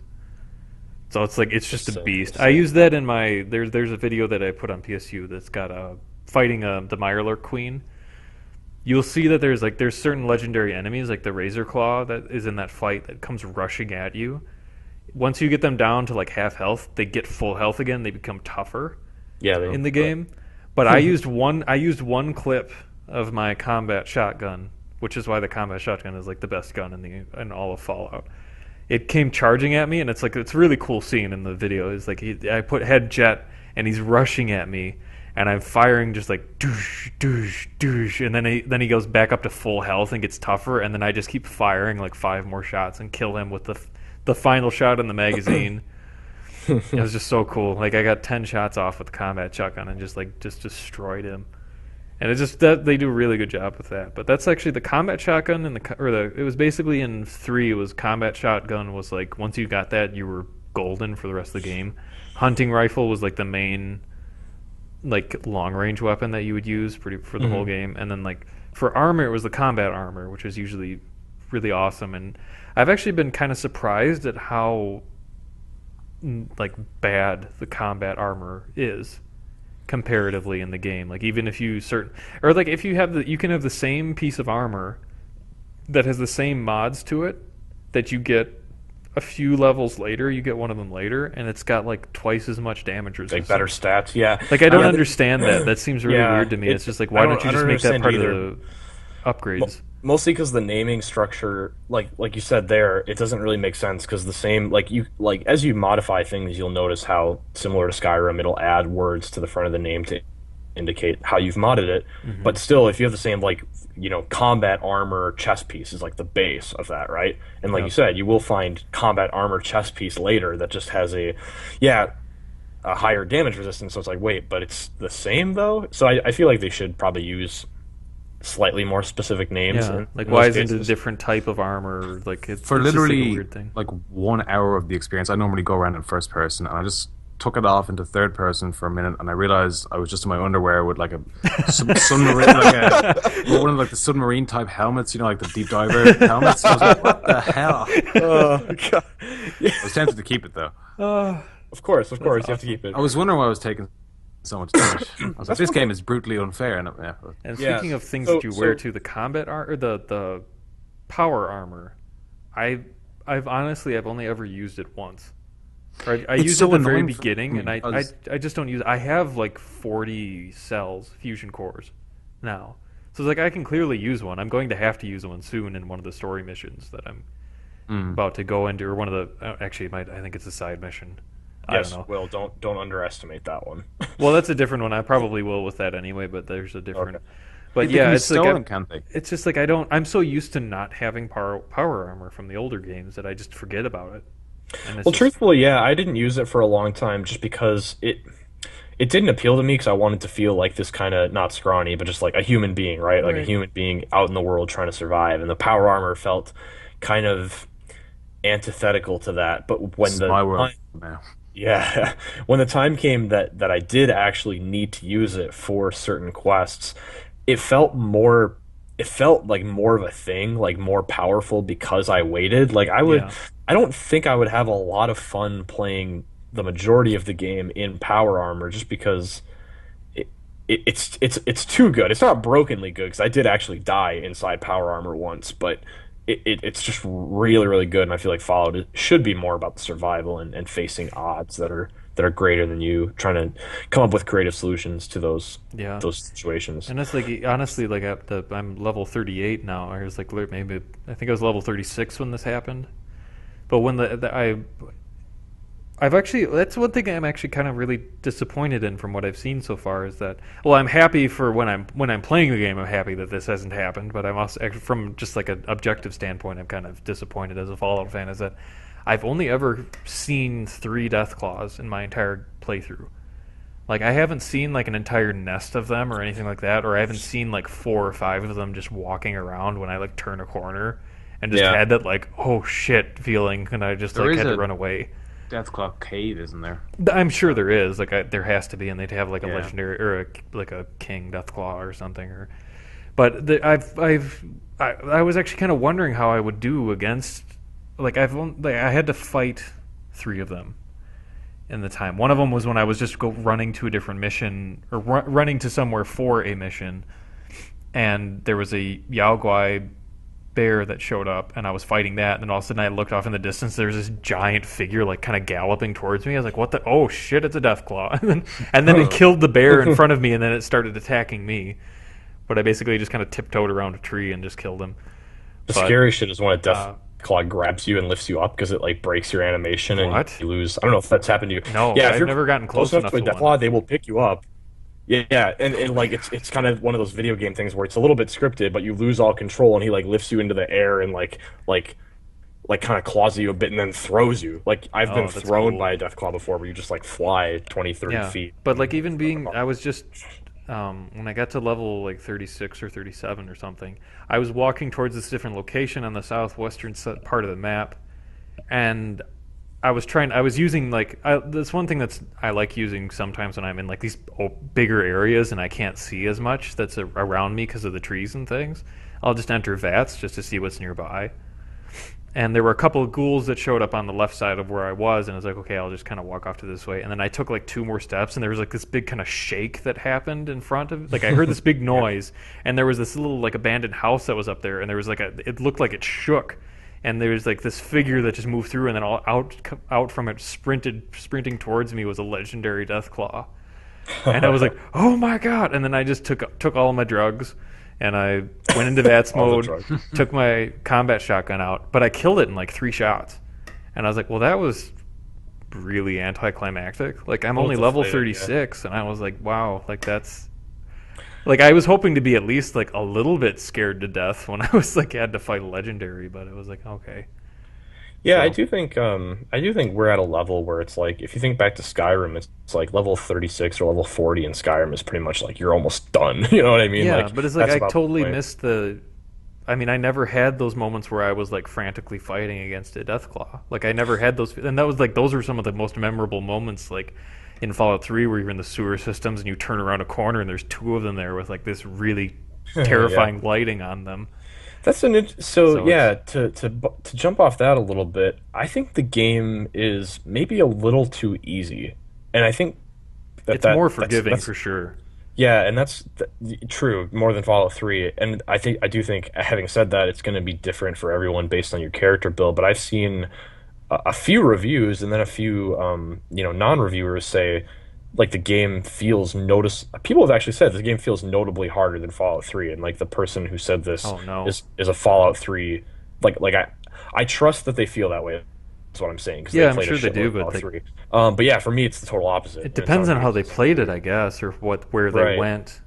But it's Yeah, for like me, it's been if you, almost a little too easy because I've had moments, and I won't speak too much to them, but I've had encounters with foes that like legitimately scared me, but then the fight happens, and then you're in the mix of the fight, and it's like I pop my psycho jet, yeah, I pop my like custom made it drugs, just becomes and methodical. It doesn't become like a fight, like a scrappy fight. It's just kind of like, okay, this is what I need to do, and then yeah, I'll win. I'm still waiting for that one. I've had a couple I've had a couple throwdowns with bosses. I'll call them bosses, but just Hmm.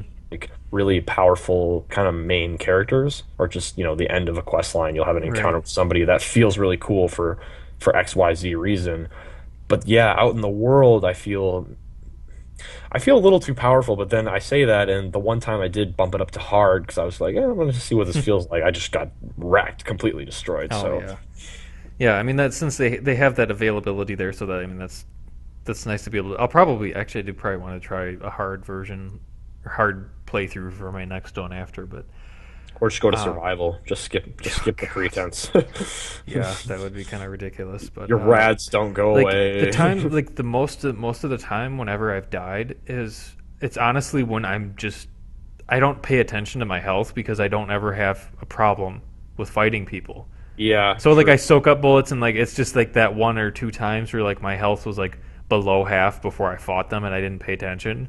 So Hmm. then I just get I'm thinking I'm at full health when that started and then like oh I'm dead already. It's like oh okay I forgot to just heal up before I went into this building or something. So it's like It Yeah. but doesn't help I when you're not wearing armor either, and you're in your underpants. that's true. Uh, yeah, no, I found it's a little bit difficult. I don't know if it's because of after meeting the Minutemen and facing the first Deathclaw and stuff, kind of where I've branched out from there. But I'm constantly forgetting about my health and then realizing when I'm like happening upon a small little settlement of of a couple of enemies that I have no health pretty much, and I have radiation on top of that, and I have no rad out or whatever it's Right. called. So I'm just like, oh god, what am I I going to will do? I will say this, the game was never harder for me than it was in the first 10 hours. Like totally it gets easier Yeah. and easier the more powerful you get, even as enemy levels are supposed to keep up with you and you meet harder, more intelligent, Hmm. better armored foes. You're still better equipped to handle those upgraded versions than you were to handle the base versions in the Right. game's early hours. So that does make I think sense. a big difference too for a lot of players is that it's mainly their how they go into the game in the beginning, not just their character build, but how they play it. Because Fallout is a scavenger's game.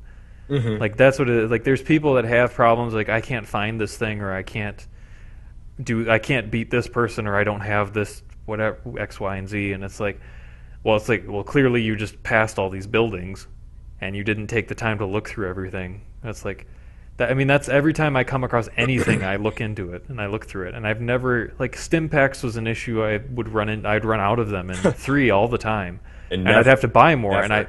I've got over 99 of them all the time now. Like I've never had to I've never had to buy a single stim pack in Fallout 4.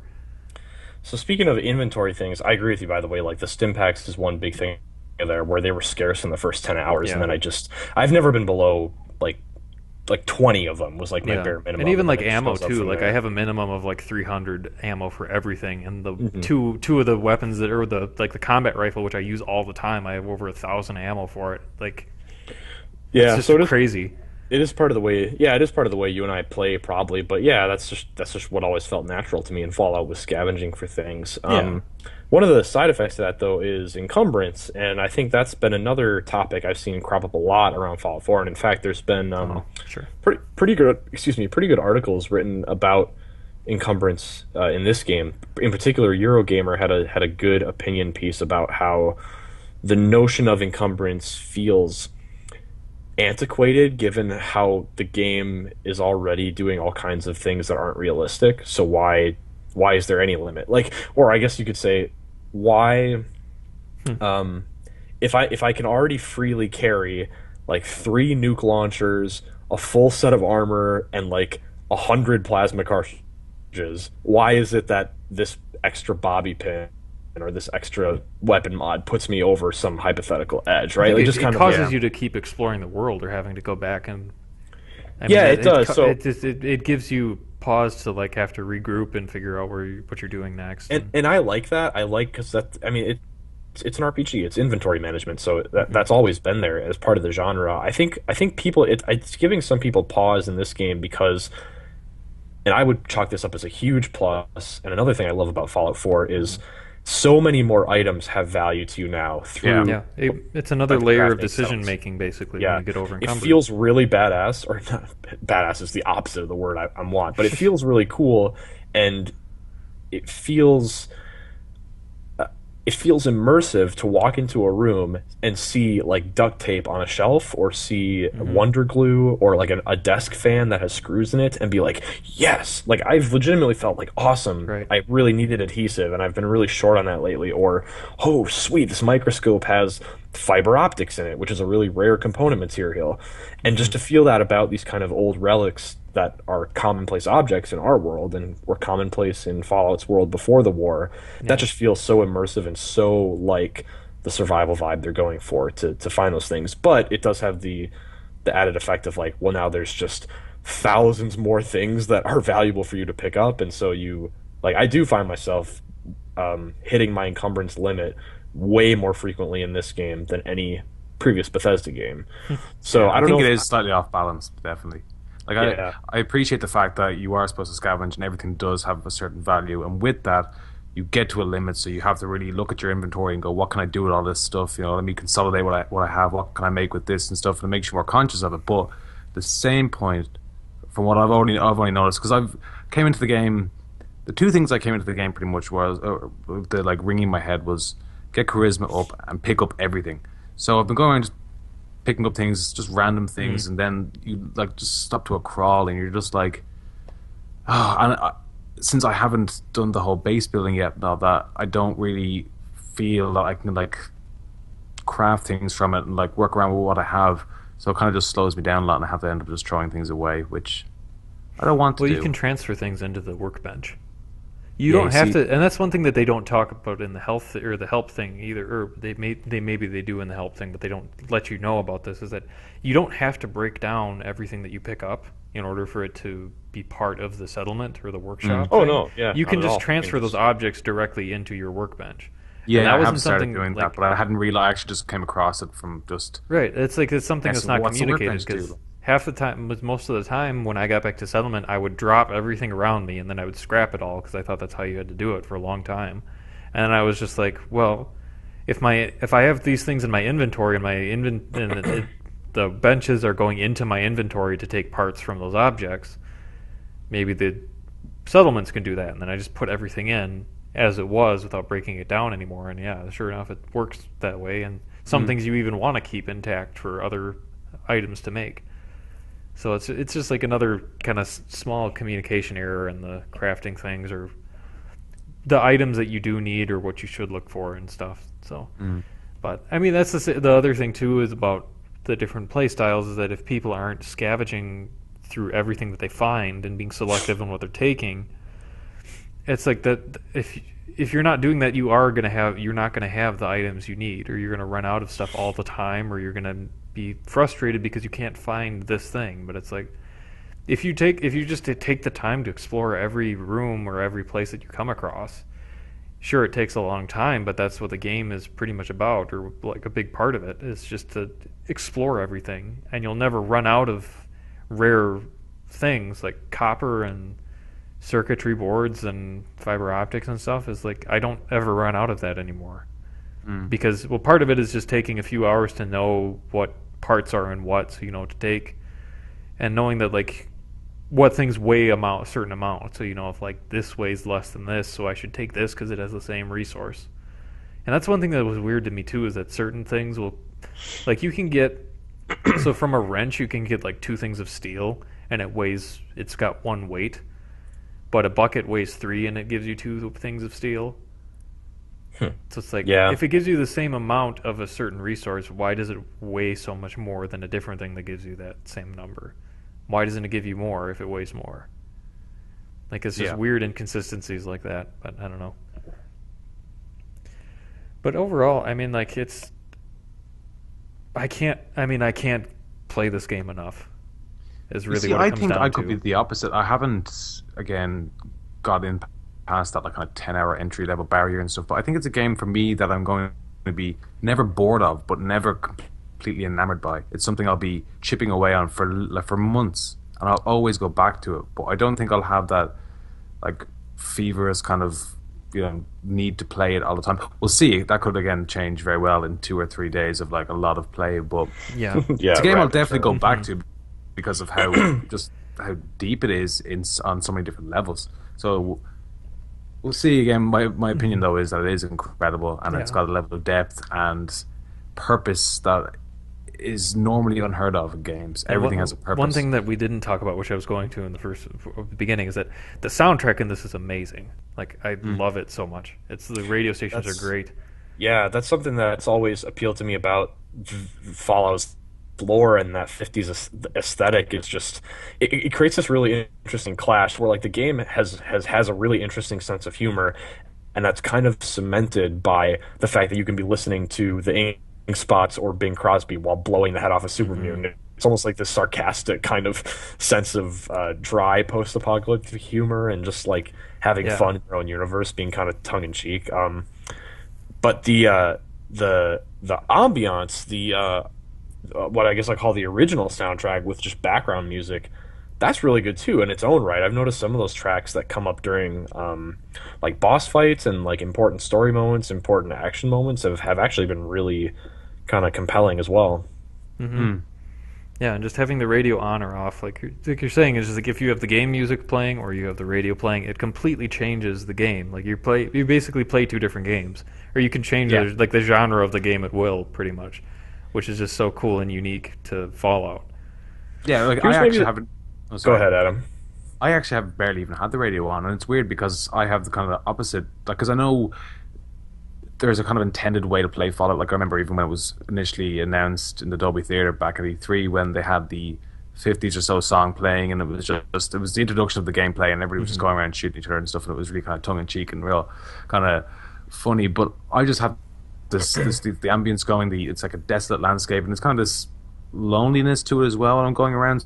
So I haven't even used the radio properly yet. So I never did it because I know how the dynamic will change with that, and I'm looking forward to hearing it. Yeah, I never used the radio in 3 at all. And then like my friend, after I had played through most of it, he just said how he uses the radio all the time. And I was like, oh, I should really give that a shot. And it felt like a totally new game to it. So it was like I made sure to listen to the radio on 4s pretty much as soon as I got to it. There's certain stations that are kind of annoying at times, or like there's another cool thing for the radio too, is that where you'll get certain notifications of distress signals or different things that come up when you get into a certain range, and that can lead you to other side missions and stuff, which is kind of a cool tool that they use.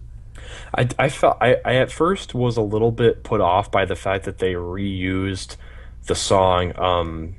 I don't know the actual. I think it's "Set the World on Fire" by the Ink Spots, and you hear that again in the radio station Fallout 4, and I'm like, that was kind of the iconic Fallout 3 song. Like, it feels a little strange to reuse it.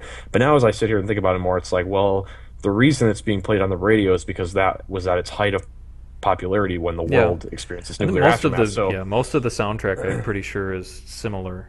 Yeah, like, so it does make sense. Like, there were a number of songs on there that I was trying to figure out where I heard these before in a different game. It's probably Fallout 3. And it has to be, because I was like, I know I just played a game that had these songs in it. and I could not for the life of me remember what it was. I was like, well, it has to be Fallout 3 then. Because Yeah. like, what other world and experience would have these songs playing while I'm going through it? Like, the only thing I could think of was like BioShock, but I was like, no, this isn't. That was not playing in there. So it's like, Yeah. but So- it's just a great. They do a really Yeah. good job with it, and the DJ is hilarious. I like him a lot in this one. But Yeah, Travis is interesting. He's a character. Mm-hmm. Yeah. So like I totally. There's plenty of other, smaller things we could talk about, like the dialogue choices, like whether the main character having a voice works or not. that scared the hell out of me, actually, having the voice a couple of times where you're playing through it, because I was so used to not having him say You took anything. the drugs, right? Yeah, I took the psycho, and he just screams at you after you take it, and it's like, Yeah, oh yeah. my god, and it's like, oh, calm down, buddy. It was just like, I thought somebody think was like the right highest- behind me, and it was like, oh no, it's just him. I think the highest, kind of putting my thoughts together, how much I love the world, how much I love the feeling of the game, the shooting and such, how much I love the crafting, but not just crafting that's there, about how the systems feed into each other, how exploration feeds looting, which feeds your buildable components, which goes back to feeding your settlement and your weapon improvement, which then just encourages more exploration. The way those cycle through each other is kind of it's a really masterful gameplay loop, I think. Yeah, Like, and being able to Bethesda get totally experience from nailed that. building your settlements too, to get experience through that is really Oh, that's smart. That's totally awesome. Like, it's yeah, really like, it feels like it doesn't feel like can't- you're wasting your time, and you're not. If they didn't allow you to get experience from it, it would feel like you're not playing the game to some degree. totally. Yeah. But they allow you they just allow you that freedom, like we had talked about before. Where it's like you get to do what you want to do in this game. Yeah, I gained like 2 or 3 early levels just with all the time I spent building my settlement. But Yeah. thinking about the feeling of playing this game, it feels a lot like my first couple weeks playing Skyrim and playing Oblivion. And I think maybe the highest compliment I could pay Fallout 4 right now is that, and this kind of speaks to what Adam was saying about it being like the long-term journey and something that he's going to go back to for a long time. I already see myself coming back to this game in 6 months' time or a year's time, like with these big breaks in between, and rediscovering it in the same way that I did with Skyrim and Oblivion back in the day, because I own 2 copies of Oblivion on PS3 and PC. I own 2 copies of Skyrim on PS3 and PC, and part of that is the modding community and just how crazy that stuff gets. But we know, or at least Bethesda tells us, that early 2016 mods are going to come to console, both Xbox One Yeah, and geez. PS4. So I already see myself, like, Fallout 4 is going to have that life for me. Like, it's going to be something where I return to the game after long breaks, I rediscover how awesome it is and how much fun it is to be sucked into that world, and it's going to be that thing where I think people are still talking about it come 2016, come 2017. It's going to live on in that way. And that's probably the highest compliment I can pay it right now, is that it feels like a Bethesda game in that respect. Yeah, I thought it was funny too when you're thinking about when the two podcasts ago, I think it was episode 5, where we had talked about sales of like Fallout versus Battlefront, and that's just I remember, like, yeah. worrying about, like, thinking that, well, Fallout might not sell as well because of Battlefront or do all the stuff, and it's like, no, it just crushed everything. Like, Yeah, it's it's just do we ridiculous. have solid Battlefront numbers, by the way? That's a good question. Because I haven't recall. heard any reports. I think of it only. When did the fish come out? The 17th. Yeah, So Yeah, it's this only, week. It's only been 2 days or so. So it'll be Yeah. a little while till. but we I mean, know. it's just like, I'm- but people, like, there is even that article that we had on PS2 where like Pornhub got a dip in numbers because of the Yeah, traffic, that's because Fallout came out, and it's just insane. Like, to think about like how there really wasn't a ton of advertising. Like, if you think of the advertising comparisons between like Star Wars, because of Star Wars, and Fallout, like, you would think that Battlefront is going to be the thing that like outsold everything, and just be like Fallout was going to get overlooked by like the parent community in terms of buying games for kids and all this kind of stuff. But it's like, think like, we were no, wrong, yeah. that like Fallout, like it. I think it helps because Oh. Fallout 3 ended up being effectively a cultural touchstone, and people Yeah. there's a mass of people massive people who haven't played Fallout 3, but were hyped, are on this train for Fallout 4 because they see the first and how passionate people are about the series. So they're like, same with me even. I was one of those people. Again, I passingly played Fallout 3, not much, not enough to call myself a fan of the series, and I jumped on a hype train. I was looking forward to this, and I'd say a lot of people were like that, and it's, I think, proven just by its sales in one day alone. That's been staggering. Yeah, and it's just crazy to see, and it's just really exciting to see just kind of how impactful Fallout is for gamers, like universally, where it's just like there's like I've seen so many people, like a lot of people that I don't see like a ton of things about games from them maybe, but it's like that's all they're talking about on like Facebook and stuff is Fallout 4. Yeah, because it came out, and people saying like I took the week off this. because Fallout. Like people keep saying that like I took the week off from work because Fallout 4 came out. Or Should just take like the year off. yeah, and it's just like I was like, going to take a day off, but I was like, a day does not do it justice. no, it's like how many games how many games come out that cause like a good chunk of the workforce to just like stop what they're doing. Just productivity stop went and play a down game. 40%. Yeah, like it's just insane. Like it's just such an awesome thing to see. I think partly because I'm a huge fan of the series too, and it's fun to see so many people just committed to the Bethesda and what they do. Yeah, no, it's great, absolutely. So, but yeah, I think we've been talking a long time on this. Again, almost 2 hours. We always go overtime. Yeah. Still, though, it's justified. It's a big game. Yeah, and we didn't even talk about any of like the spoilery stuff. Just you can save it for the next one when I get. Yeah, we're gonna. We want to do another one of these for sure later on, where we dive more into kind of how the story is. But that's the thing, is that Metal Gear Solid was so story focused. The previous one that we did is like that's mainly the focus that we had on it. Where Fallout just, it's not so much the story. Like the story is there and the story is good, and it's interesting. I think it's way better than 3. I liked 3's a lot for what it did, but. 4 does it a lot better in this one, and it's got more interesting characters to it, I think. But it's not why I'm playing the game. Like I'm putting off the story for the most part because it's like I don't want to miss out on all these other random side things that are showing up. Because that's the thing I'm afraid of, because I'm a perfectionist in games. I do like to try my best to do everything, but given the fact that so many things within the game hinge on how you approach certain dialogue options and what you do in certain instances, I think having the level of freedom is going to drive me nuts, because I'm going to try and do everything, and you can't feasibly do everything. So just go after the trophy list. Yeah, you'll see everything on the way there. I was trying to do that with Metal Gear Solid 5, and I'm going to drive myself nuts doing that. Oh god, no, that trophy list is insane. Like compared to Fallout 4, Fallout 4 is like super easy. Yeah, like it's in comparison, it's just like a time commitment pretty much when you're doing that. But it doesn't feel like you're wasting your time really when you're working towards those trophies, because half the time whenever you're doing anything, it's impacting like 3 or 4 other things along the way. Yeah, like hell, you're trying to go to a certain mission marker, but you run across an encampment of super mutants. You wipe them out on your way to the marker, and then you satisfy. You already finished a mission for somebody else because you killed those super mutants. Yeah, and it's like, oh, okay. So like, there's always benefit. Whatever you do in the game has a benefit to it. And whether you see it now or it'll come up later, and that's something that's just they do so well in Fallout. It just makes it feel like whatever you're doing, you're accomplishing something. Yeah, it is mildly impressive. So, but I think the settlement is something still I'm going to have to take more time to really get more of an appreciation of, and I mean, in terms of like the purpose of them.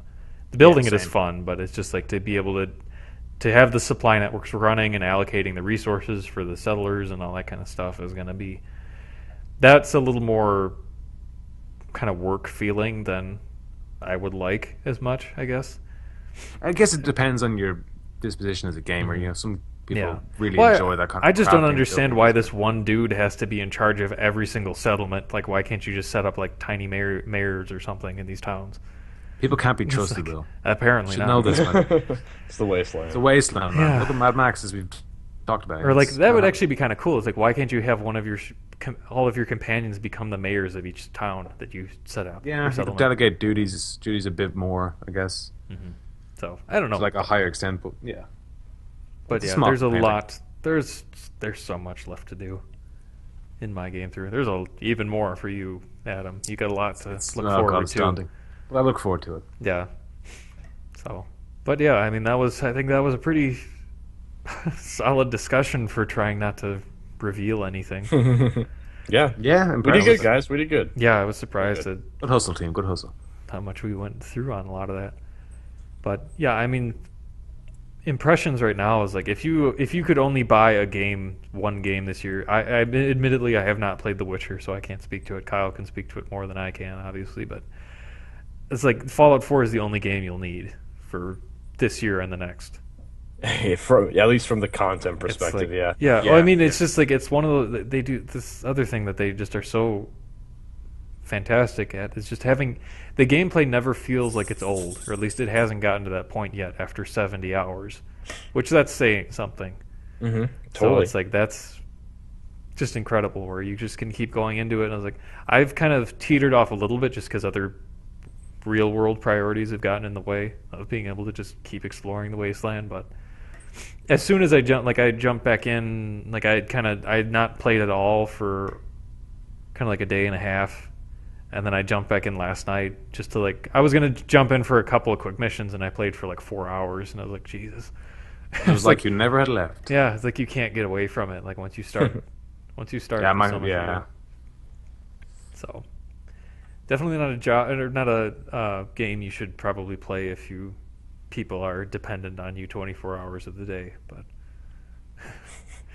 for everybody else. yeah, I actually saw a picture of somebody had posted of like a girlfriend had a comment or something about basically how she was so upset about him ignoring her, and she took a picture of his broken Fallout 4 disc, and it was just like, oh my god, like how could you?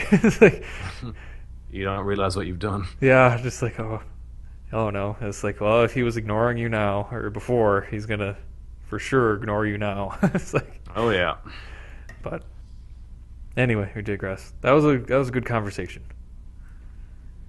A lot to talk about. We're gonna have a lot more to talk about. I'm sure Adam's gonna have a lot more to talk about very soon once he gets more into it. And I will be. Don't worry. I'll be jumping straight into it. Yeah. So we look forward to an eventual full spoiler cast with Fallout 4 down the road. I have no idea when that would be, but it's gonna happen at some point. It'll happen. There's so much to this game. Maybe when everything just call it 3 months and cross your fingers. Yeah, pretty much. It's like this isn't one of those games where it's gonna be 3 weeks from now. No, it'd be like might not even be till a year from now if Adam gets around to playing it. I'll play it, guys. Don't worry. Don't worry. I'm not buying anything else. I have a massive back catalog. So all right. This is on top of the list, though. Well, I hope you enjoyed our Fallout 4 discussion in this episode. It's even with this conversation being 2 hours, it still feels like we only scratched the surface of what could be talked about. So that's a testament to the game and what it can bring to you. And if you're looking for a game this holiday season, look no further than Fallout 4. Because, my God, it's got everything you need. All right, if you like to Fulton Sheep and listen to Aha Take on Me, get Metal Gear Solid. Anyway.